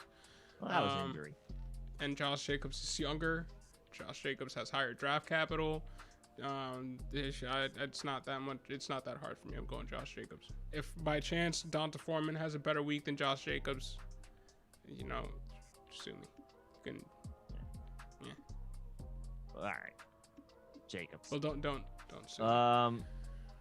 Troy, I don't agree that DJ Moore or that Michael Gallup is straight up better than DJ Moore. DJ Moore is pretty damn good. Talent on Gallup's talent. Situation, DJ Moore is Gallup's better. a good receiver. Yes. Gallup is really good. Yes, Gallup he is. could be a team's wide receiver 1. maybe not a good team's wide receiver 1, but he could be a team's wide receiver 1. I think he's about on the level of Higgins. He'd offer you what Higgins offered the Bengals last year as a wide receiver 1. Who, Gallup? Yeah. I think Higgins is better than Gallup. Okay. I think. They're both good. Like I agree. I'm a little more concerned. But see, here's the thing. I meant that as they had a wide receiver 1 there. They thought we want a better wide receiver 1 to make our current wide receiver 1 a wide receiver 2. The wide receiver 1. Yeah, I think. Yeah, the Bengals drafted the wide receiver 1. I like DJ more than I like Gallup. I like DJ Moore. I like the quarterback situation that Gallup's playing with more, but I like DJ more than Gallup. I do. I think DJ Moore is top 10 talent-wise, one of the top 10 best wide receiver talents. Top 15 in the NFL. Young wide receiver talents in the NFL right now. And I think Gallup, he's top 15. Gallup is more like top 20-ish. Gallup can get back there, but DJ Moore is still there right now. Yeah. And I don't think the quarterback situation is as bad as some. So, yeah, I'm still going DJ Moore over Gallup this week and for the rest of the season and for the rest of their respective careers. Yeah, I like DJ Moore. And then Troy with the Murray. Yeah, that's kind of how I feel, Troy. Like, drop Tua, let's roll the dice on Kyler, and if he doesn't play, like if Daniel Jones is out there, if Ben Roethlisberger's out there, I think he goes a little bit earlier, like a 405 versus 425, but if Derek Carr is out there, like those are the quarterbacks I'd rather pivot to if Murray is out. So, but yeah, thanks Troy for the help there. And then between Fields and Wilson, I'm going Wilson. Yes. I know it was bad last week for Wilson, but first game back in a pretty tough situation on the road in Green Bay. He's got a game under his belt now. Big game they're at home, right? I'm almost positive Seattle's at home tomorrow. I believe so. I know Fields is as well, but the Ravens versus the Cardinals are not a good matchup, but give me Russ at home. Give me Russ at home. Which way you going, Gesicki or Mooney this week? Gesicki's been the tight end 3 or 4. You know what? There's another guy I'd rather have over Dan Arnold, Mike Gesicki. Yeah. I'm going Gesicki. I'm going Gesicki. I think I'd rather have Gesicki over like Knox and Freiermuth and all those guys. Right now, yeah, man, he's getting a ton of work. RAS well above 9. Yep. So, yep. I would if you abide by those rules, you would have already had him stashed.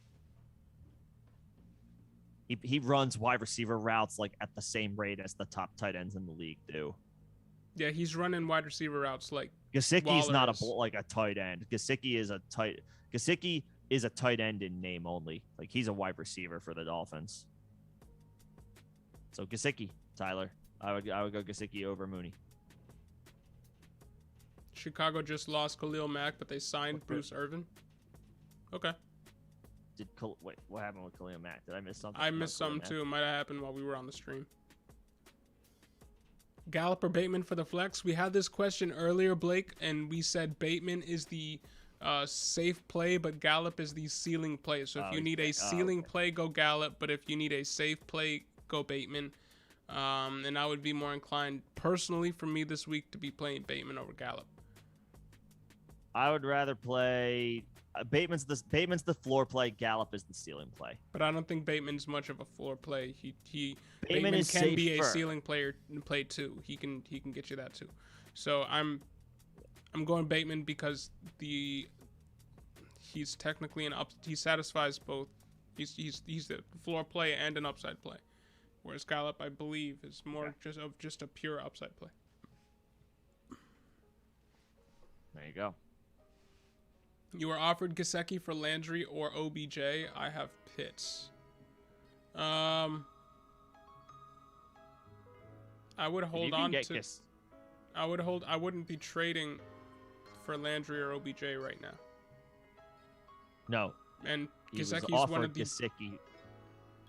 He was offered Gesicki for Landry or OBJ. Ah. Yeah, I would take your pick. If it's try to do it for Landry. Do it for because do it for technically Landry. OBJ has higher upside rest of season, better offense, better quarterback. If he does figure it, wide receiver 4, then do it. Yeah, get rid of Landry right now for Gesicki. Yeah, Landry would be. Yeah, I agree on that.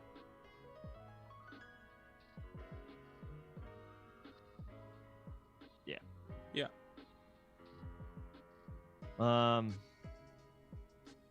Knox should be set and forget. I mean, yeah. There's like 6 or 7 guys I'd rather play over him. That's Knox about it. Knox is there for me, Reds. He's set and forget it territory. I know he didn't do it last game and he was coming back from the injury and all that, but from what he did in the beginning of the year, he popped. With how this offense was really kind of running on full steam ahead with Knox as one of the big 3 in that offense.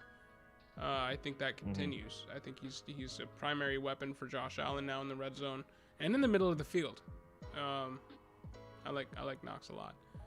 Notorious TBG, Gaskin or Carter?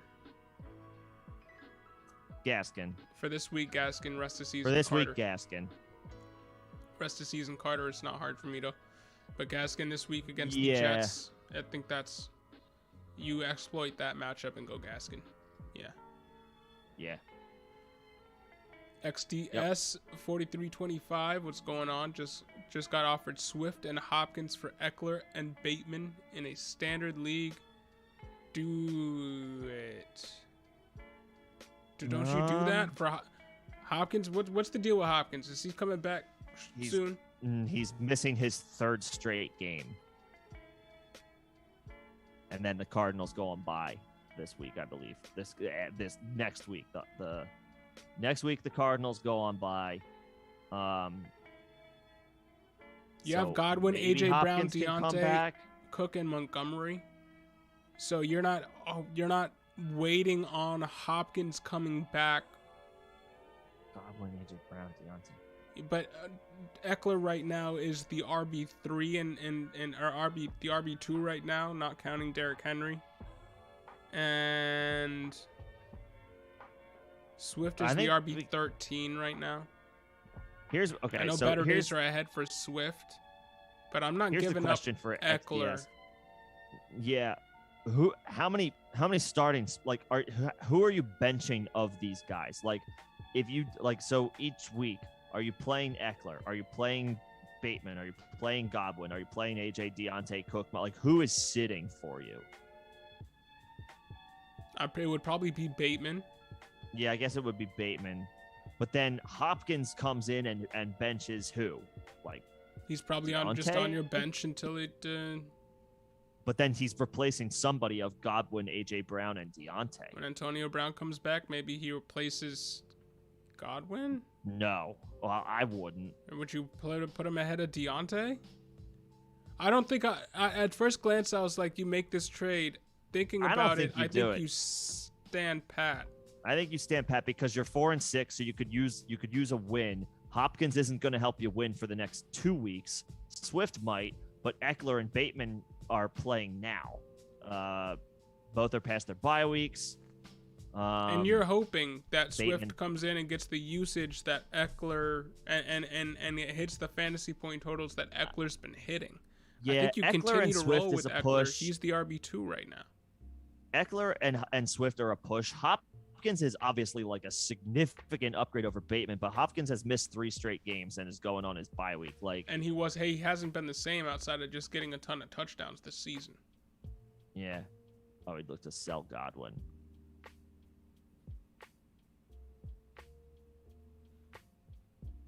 I'd stamp pat. I think I stamp. Yeah, I understand. Like, it kind of. I understand the appeal, but Hopkins doesn't help you win for this week or next week. And you're 4-6. Like, if you think you could pull 2 wins out, like, over the next 2 weeks. I'm standing pat because I'm not think moving I'd rather away from have Eckler. I know I'd rather have we both Eckler. like Swift, but Bateman's an ascending talent too, and your squad is good enough to where I think I'm just riding with Eckler in the RB1 spot and Cook in the RB2 spot and Montgomery. And it's standard, so you're not getting any extra boost for Hopkins as far as catches, which is what you just said, John, has been his. That's what has been holding him up this year because it hasn't been the touchdowns. Right. Yeah, no. He's been getting DeAndre Hopkins. He was getting touchdowns. He was getting touchdowns. He wasn't getting any weren't there, but he was getting the touchdowns. Now he's just not even healthy. But he was scoring early. And that's what he was getting. If the touchdown variance goes anywhere, I had it reversed. The sure thing wide receiver one that we've seen in the past from DeAndre Hopkins. And I think that has a lot to do with the fact that if that does happen, there's just a lot of mouths to feed down in that offense. He's only had one really bad week. Yeah, he's buoyed it with touchdown production. Touchdown variance happens. His second half schedule was good. I'm not coming away from DeAndre Hopkins. He's great, but I'm not making that move. If everybody was healthy, I'd make that move. I'm not making that move because Hopkins ain't healthy. If you were able to make it like this week before these games, then you would be playing Dalvin Cook, DeAndre Swift, Godwin, AJ, Deontay, and Montgomery, with Hopkins coming back.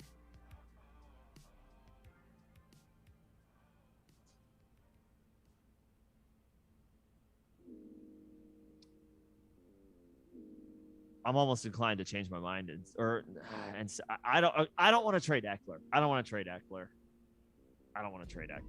Nope. I'm kind of close. Though. It's close. I'm not trading Eckler right now. It's close. He's the RB2 in fantasy right now. Yeah, but he's and they're both pass catching running backs. So so standard wipes out. Yeah, one plays in a much better offense. I'm going with that guy. Yeah. I like Hopkins a lot, but I'm not doing it. Yeah, I can move it back up, William. I can do that. Oh, I thought he might have been talking about me too, because I was like looking for a pen to write down all this stuff, so I know the mic was in my face, but yeah, we're flying by the seat of our pants on this. Yeah, and hey, we hope that we answered your questions to satisfaction. Yup.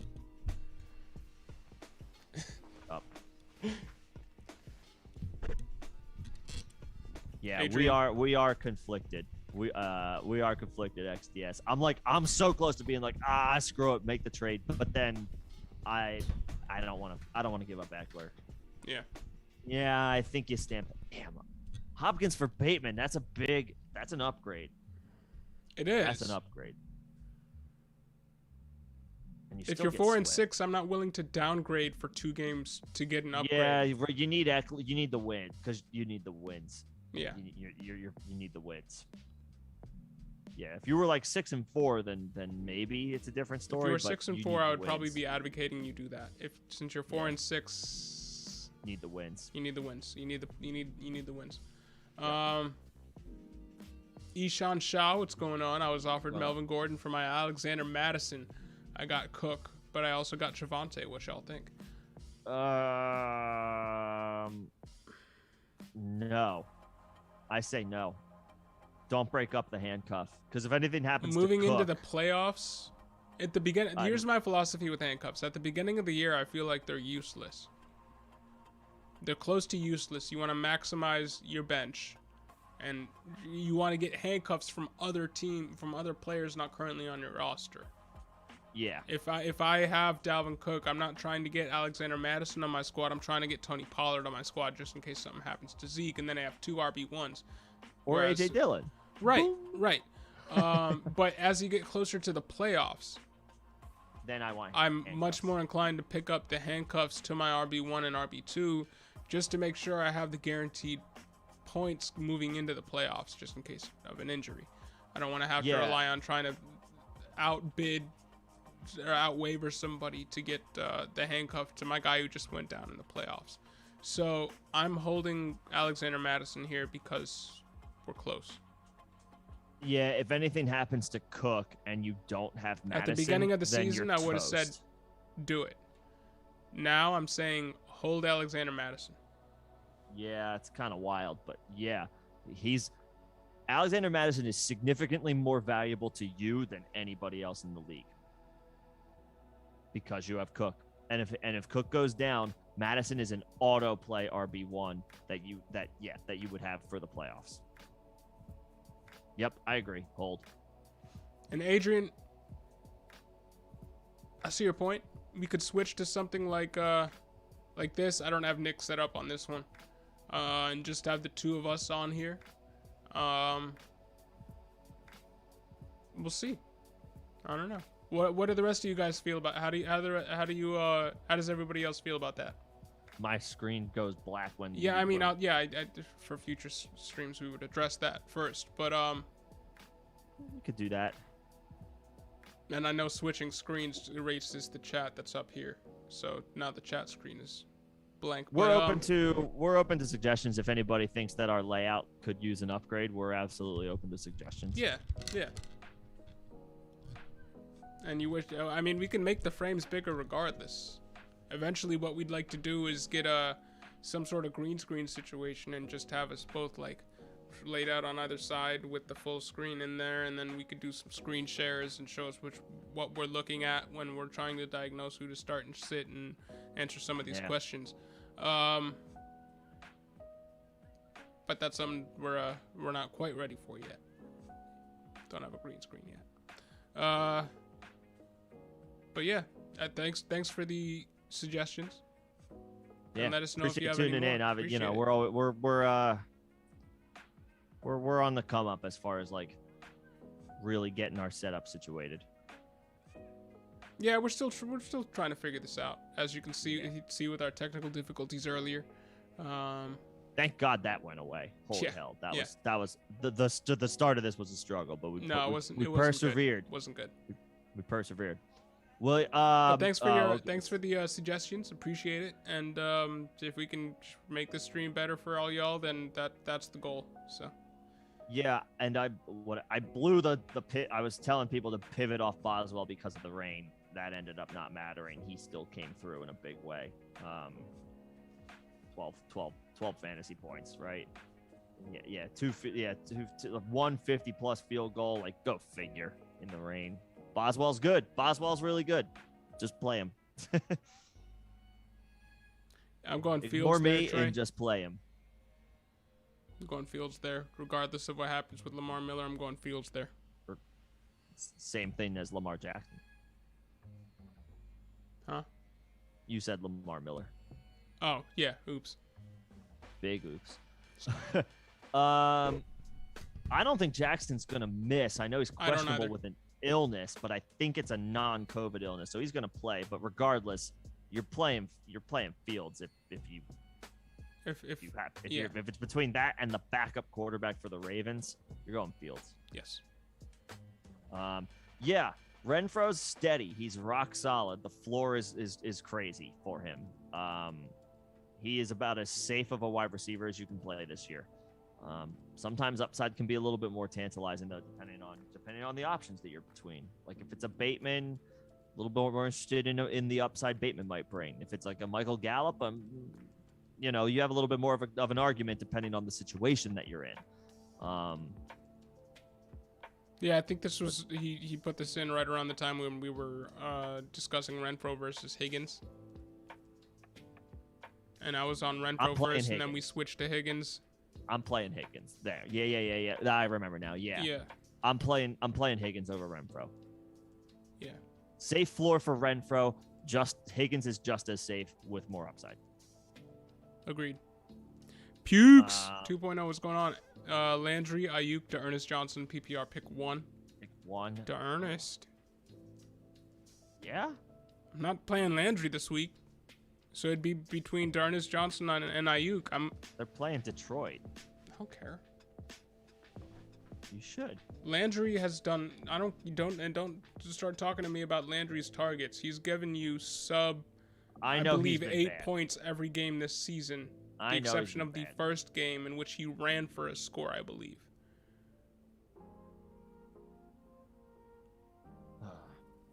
Ernest. It hasn't been good.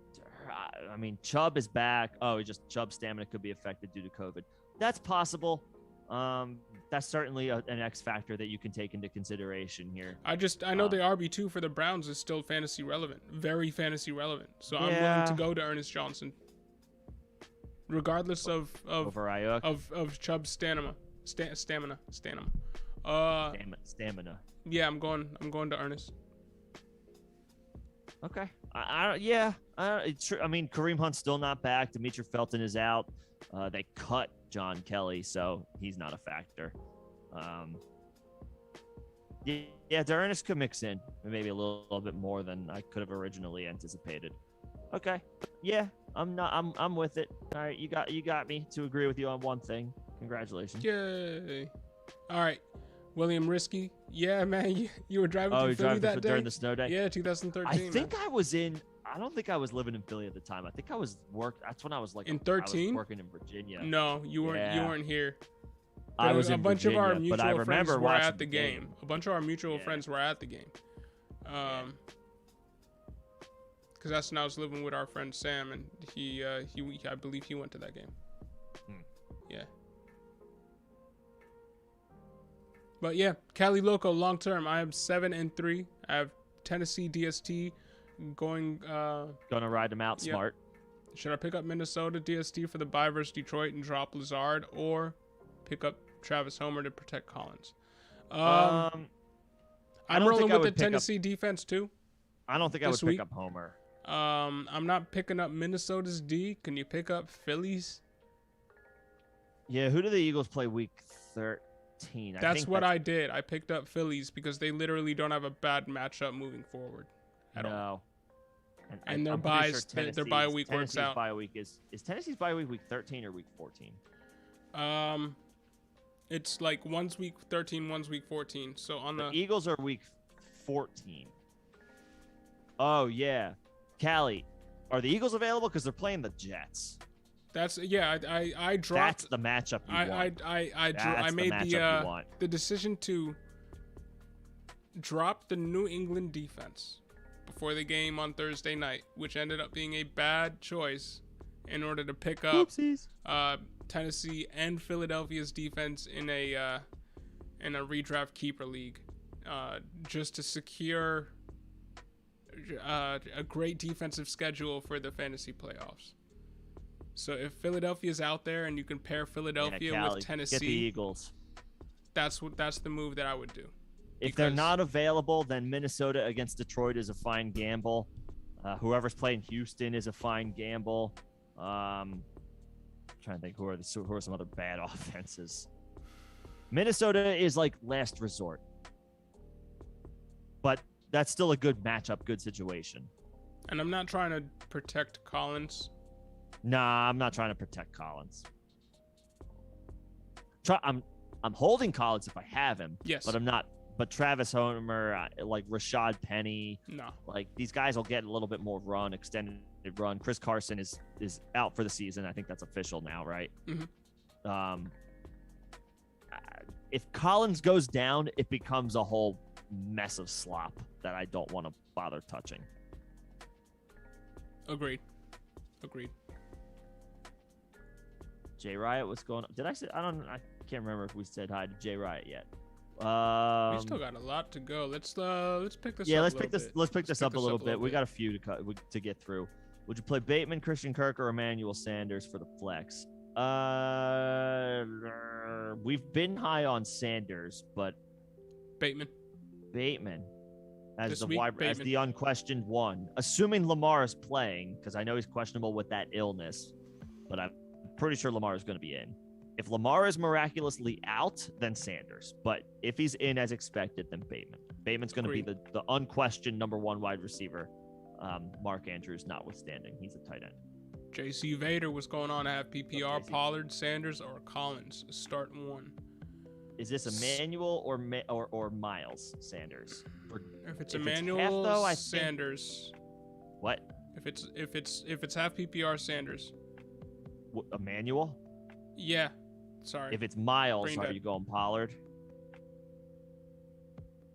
Because I think I would. Probably. Half PPR. Pollard's got a great matchup against the Chiefs. Until things shake out for Miles Sanders, I would. Yep. Emmanuel Sanders there if it's Emmanuel. If it's Miles, then go Pollard. Yep, I agree with that. But thanks for tuning in, JC Vader. Oh, Aquas, appreciate the compliment. Yeah, thanks for tuning in. XDS, you benched Bateman every week so far? That was the Hopkins that was the Swift for Eckler trade. Oh, okay. All right. Yeah, we talked at length about that one. I think we ultimately decided we're trying to hold, or we are holding. Yo, Jewels, is that Jewel Santana? Do we got another rapper in the? Who else? Do we got another rapper in the chat? We got Notorious TBG up here. We got Jewel Santana in here. Gallup or Bateman?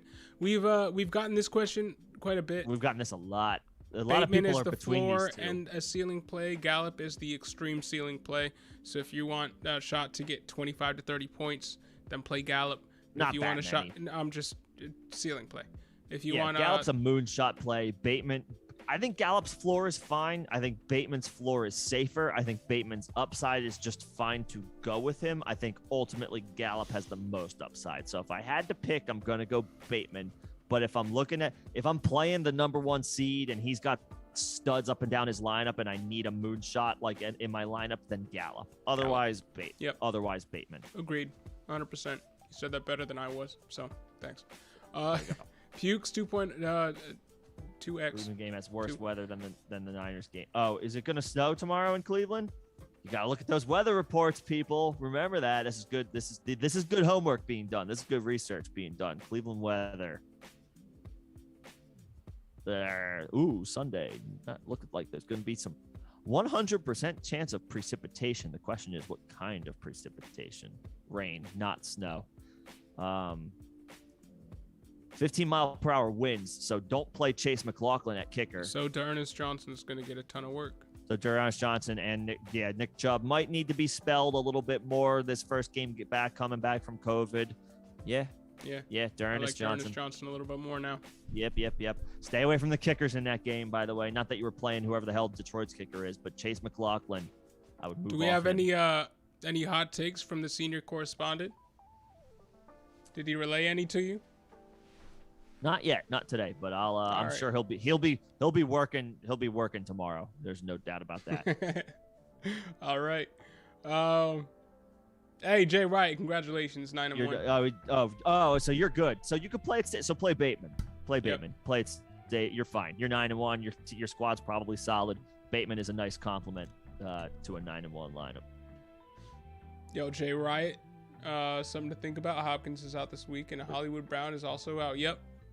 First of all, CXK, appreciate the love. Yep. Appreciate it. Much appreciated. Thanks for tuning in.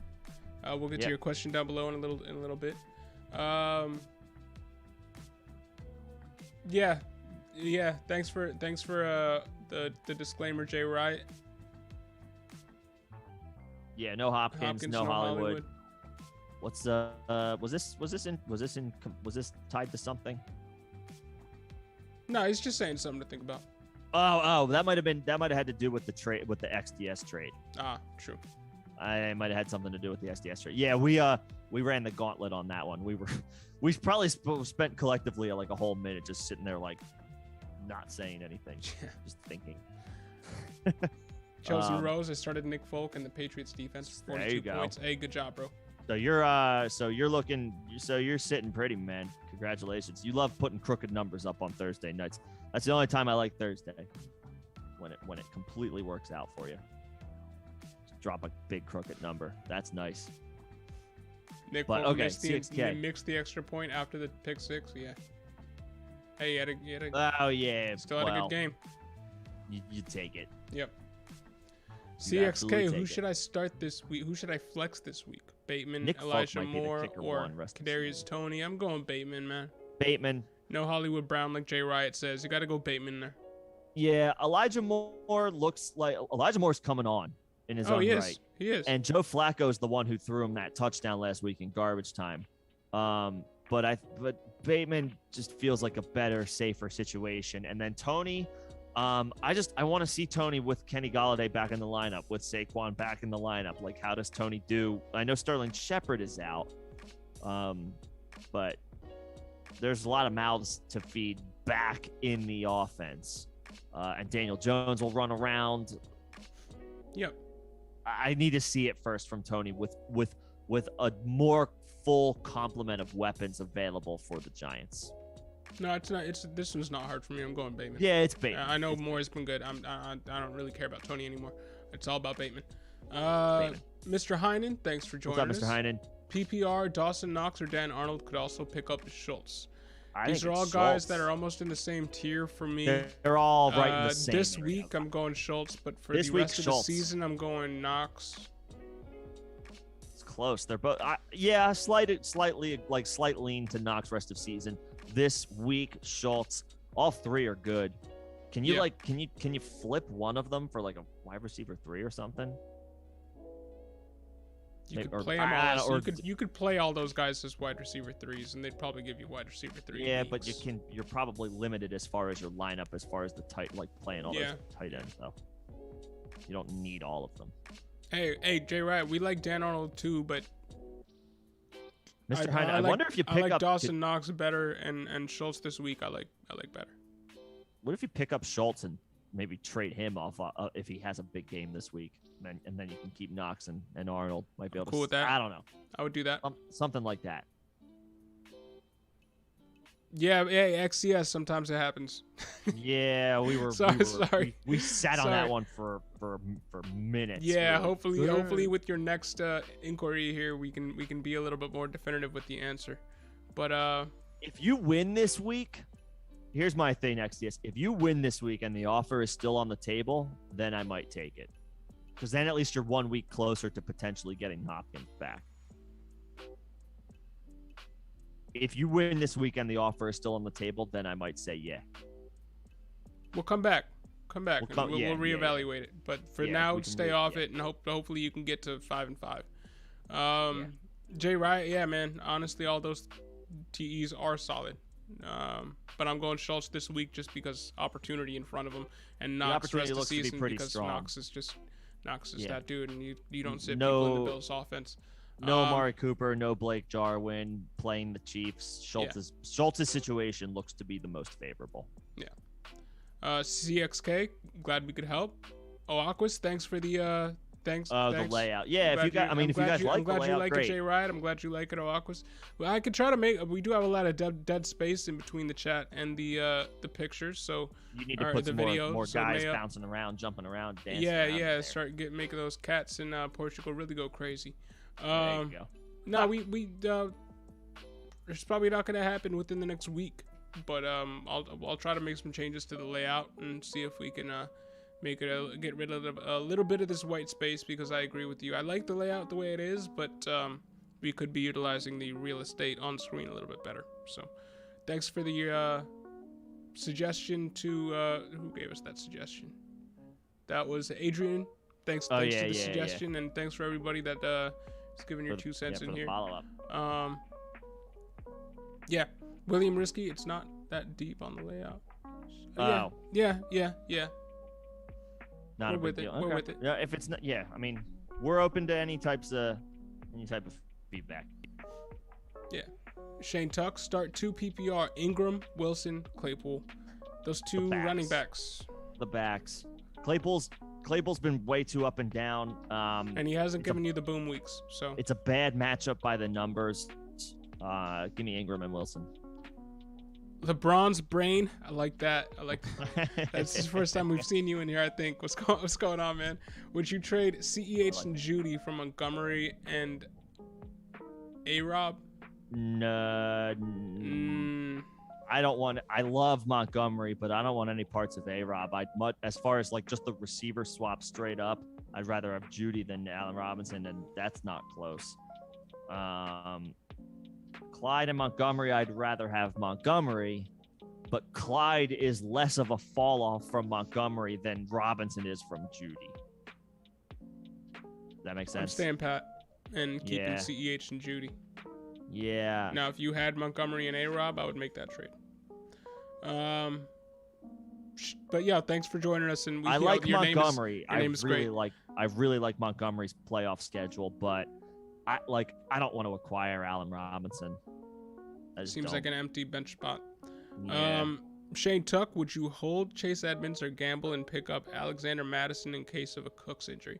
That all depends on your on whether or not you got Cooks. Only if you have Dalvin Cook. Yeah, if you have Dalvin Cook, then pick up Mattison for sure. If you don't have Dalvin Cook, then hold on Chase because he's going to be back in a few games. Kyler Murray will be back. We will see less James Conner. James Conner has had a great year. He's been a top 7 running back on the back of insane touchdown work. And he showed you last week that he can get a touchdown even when he has a bad game in that offense. But he is also one of the most injury-prone backs in recent memory. He seems to never be able to make it through a full season. He's coming off of 3. He will be coming off of 3 games of a full workload when Chase Edmonds comes back, which is something he hasn't been able to withstand in recently. So I mean, Chase Edmonds is just as good of a lottery ticket as Alexander Mattison rest of season, but Chase Edmonds is going to get play every week. So I mean, Chase Edmonds can get you flex value weekly, RB3 value weekly, and still offers that RB1 upside if James Conner goes down, which is a good bet, whereas Alexander Mattison is purely riding your bench in case of an injury. So I would hold Chase Edmonds there. But if you have Cook, then yeah. Yep. And yo, Jay Wright, put in your messages, man. Yeah, we'll get to them. We're at the end. We're at the end here. We were busy dealing with our own stupid crap. yeah. Put your throw your questions in there, and we'll get to them. We got 3 more till the end, so we got some time for you. We got a little bit of time. Yes, sir. William Risky. It sucks that the fantasy Thursday night games suck because it's one of my favorite primetime games to watch. Hold on. Callie said the Chargers are available. I think he's talking about the Eagles are gone. The Chargers play the Bengals. I wasn't tuned into what you were. No, Callie. Then in that case, I would pick up the Vikings. Like just at least it's a good matchup against the Lions. Yeah, and Minnesota's defense has been pretty decent this year. They're solid, or they're okay. They're not actually. They've been kind of. They've fallen short of expectations, but in a matchup against Detroit, sure. Well, I would expect them to fall a little bit short of expectations when you lose a guy like Daniel Hunter, but they've still been decent. They've still been able to put up some kind of point floor in fantasy. So, I don't hate Minnesota there. Sorry, Cali Loco, I wasn't tying that back to what you were saying above. So, thanks, Nick. But yeah, in that case, the Vikings are a fine pivot for the Titans bye week, Cali. Yeah. Anyway, sorry, we can get back to William's comment. Yeah. I mean, I hate Thursday night football, man. It's tantalizing, it's the most man, frustrating part of the week. It's like, all right, we're getting back into the swing of things with football. Give us a little bit of a taste before Sunday. But yeah, you got to remember. Although the Thursday games have been good this year. They've been good this year, but they're not something you can bet on. Like this, not this past game. This past game stunk, but it depends. But a lot of the games have been good. I just mean the game itself. Fair. They're usually bad. Like this past game was bad. This year they've been better. Just throwing that out there. Anyway, Tim Shields. What's going on, Tim? Start one PPR. Darrell Williams, Donta Foreman. Oh, this is tough. Williams popped last week. Should probably still get plenty of touches. Darrell Williams. Even with Clyde back. I'm going Darrell Williams. Should be a shootout. It should be a shootout. He caught 10 targets. He had 10 targets, 9 catches last week for over 100 yards. And CEH is going to come back. I think Clyde mixes in for receiving down work this week. That would be my prediction. So that's all I'm gonna say. That's all I'm gonna say. I'm not off Williams over Foreman. Well, who are you going with? Because I'm going Williams. This is close. I think Foreman's gonna have a decent little week for himself this week. I really do. I'm still going Darrell Williams. Slight edge to Williams, but it's close. Slight edge to Williams. Deluxe Krang plays. What's going on? Zeke and Mark Andrews for Travis Kelce and AJ Dillon. A good trade. I'm in win now mode. If you're getting Kelce, which side are you getting? Oh, he would be getting Kelce, but Zeke is his RB1. Who are your running backs now? Let us know. Well, Zeke is his RB1. Right, but who are your running backs? If you got a solid stable of running backs, if you're trading away Zeke, but you still have, a solid stable of running backs, and you're adding Dillon to that while taking away Zeke, but you're getting Travis Kelce in win now mode. Kelce is awesome. I think I do that. Kelce is awesome.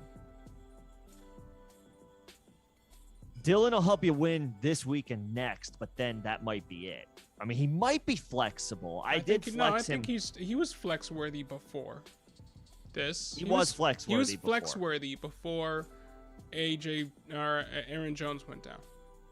He was flex worthy. At worst, he's going to go back to being flex value. He could end up giving you RB3, high-end RB3 value moving forward, even with Aaron Jones in there.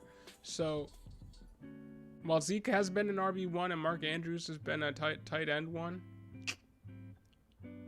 Oh, this is a six. Oh, it's a 6-man league. He's got Joe Mixon, David Montgomery. Yes, do the deal. If it's a 6-man league, just go get the best tight end. Yeah, you still have the fantasy RB3 right now. James Conner, like I said, is the top 7 fantasy running back. You're getting David Montgomery back for his Josh Jacobs. Yeah. J-Rob, do it.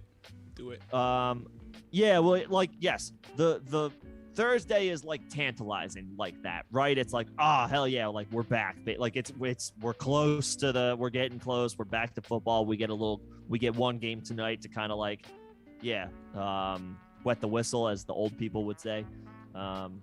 All old people ever. So yeah, it's nice, but it's like usually then you get to the game and it's like, this game sucks. Yeah. But yes, the real life football has been better this year.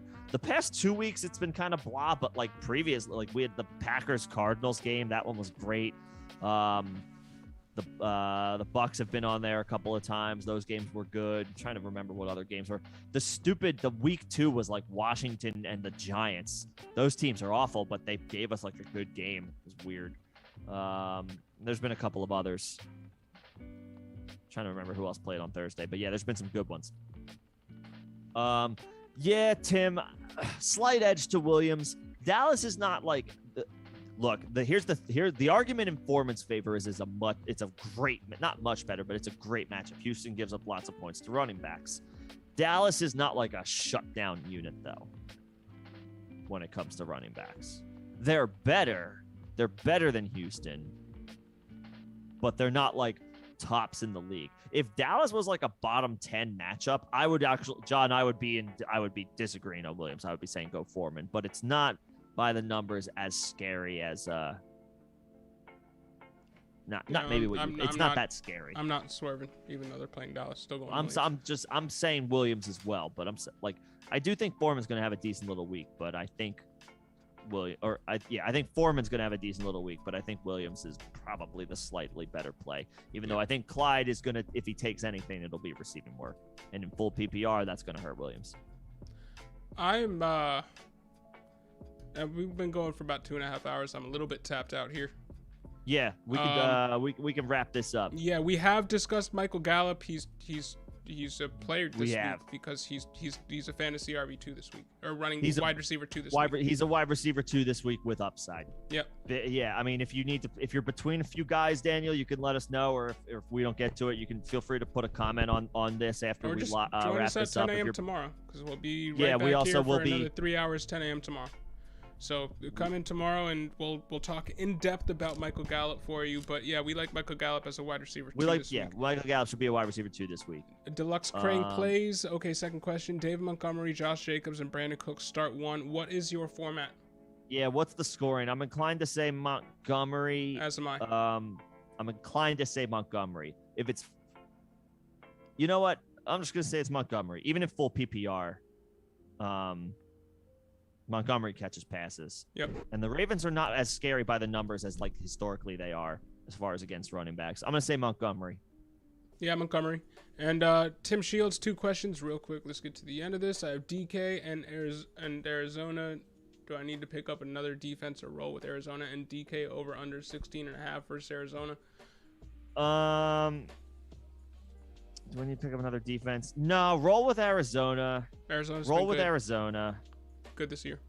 And DK over under 16.5 for Arizona. So here's my thing. DK Metcalf historically does not have good numbers against Arizona, but that was when they had Patrick Peterson. I will say under on 16.5, but not like significantly. DK is going to be just a fine play. You obviously are firing him up. He's in your lineup. I'll say under 16.5, but he won't bust. In his career against Arizona, DK Metcalf has busted. Like, go back. The past 4 games have been bad against the Cardinals. Somebody put this stat up on Twitter earlier today, so it's not like this is facts, not opinion. I'll say he does better than he has, but I'll say under 16.5, which makes both of them viable plays. Both DK and the Cardinals defense. And yeah, Daniel, if you've got Amari, like Gallup's a perfectly fine auto, like just next man up, literally next man up. And Deluxe at PPR, we kind of came to an agreement on David Montgomery, regardless of the scoring. I'm sticking with it. Give me the RB1 who has proven to be an RB1, and carried people last year to fantasy championships in the second half. Let's see if he can do it again. And there's nothing scary about this matchup, even though the Ravens historically are a defense that you make it go like, "Rrr." Yeah, and I know you're saying you don't think Montgomery has caught as many passes as we think in the 4 games, but if he's gonna get the lion's share of the rushing work, and if he doesn't have a good game through the rush on the ground, if he gets you 60 on the ground, 6 points, but he gets you 2 catches or 2 to 4 catches, that raises his floor to something approaching 10 points, which is what you're shooting for. So instead of kind of goose egg, I know it's arbitrary and we're only talking about a 4-point difference here, but that is important when we're talking about some fantasy players' floor. David Montgomery has a great floor, great schedule, and he's healthy right now. So. Yeah, give me Montgomery. Yep. But hey, thanks for everybody who's still in here. Thanks for everybody who tuned in. Appreciate all of you. Past the technical difficulties. Thanks for sticking with us. Thanks for sticking with us. I know if I saw two goofballs struggling with their internet, I'd be like, see you later. So we appreciate you guys. No, we do appreciate it. And it'll be a smoother stream for everybody tomorrow.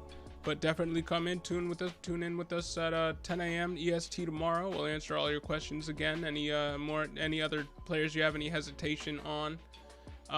Everybody that's in here that's new, we had a few new names in here. Thank you for joining us. Thanks for joining us. Hit that like button, hit that sub button. We very much appreciate it. But hey, hope we see you guys again. And just like DK hunting down Buda Baker, William, we're gonna hopefully hunt down some correct takes tomorrow. Agreed. Wrap it up. But connection. Yeah, enjoy the rest of your Saturday night, guys. Hopefully we see y'all tomorrow. Yes, sir. Take it easy, guys.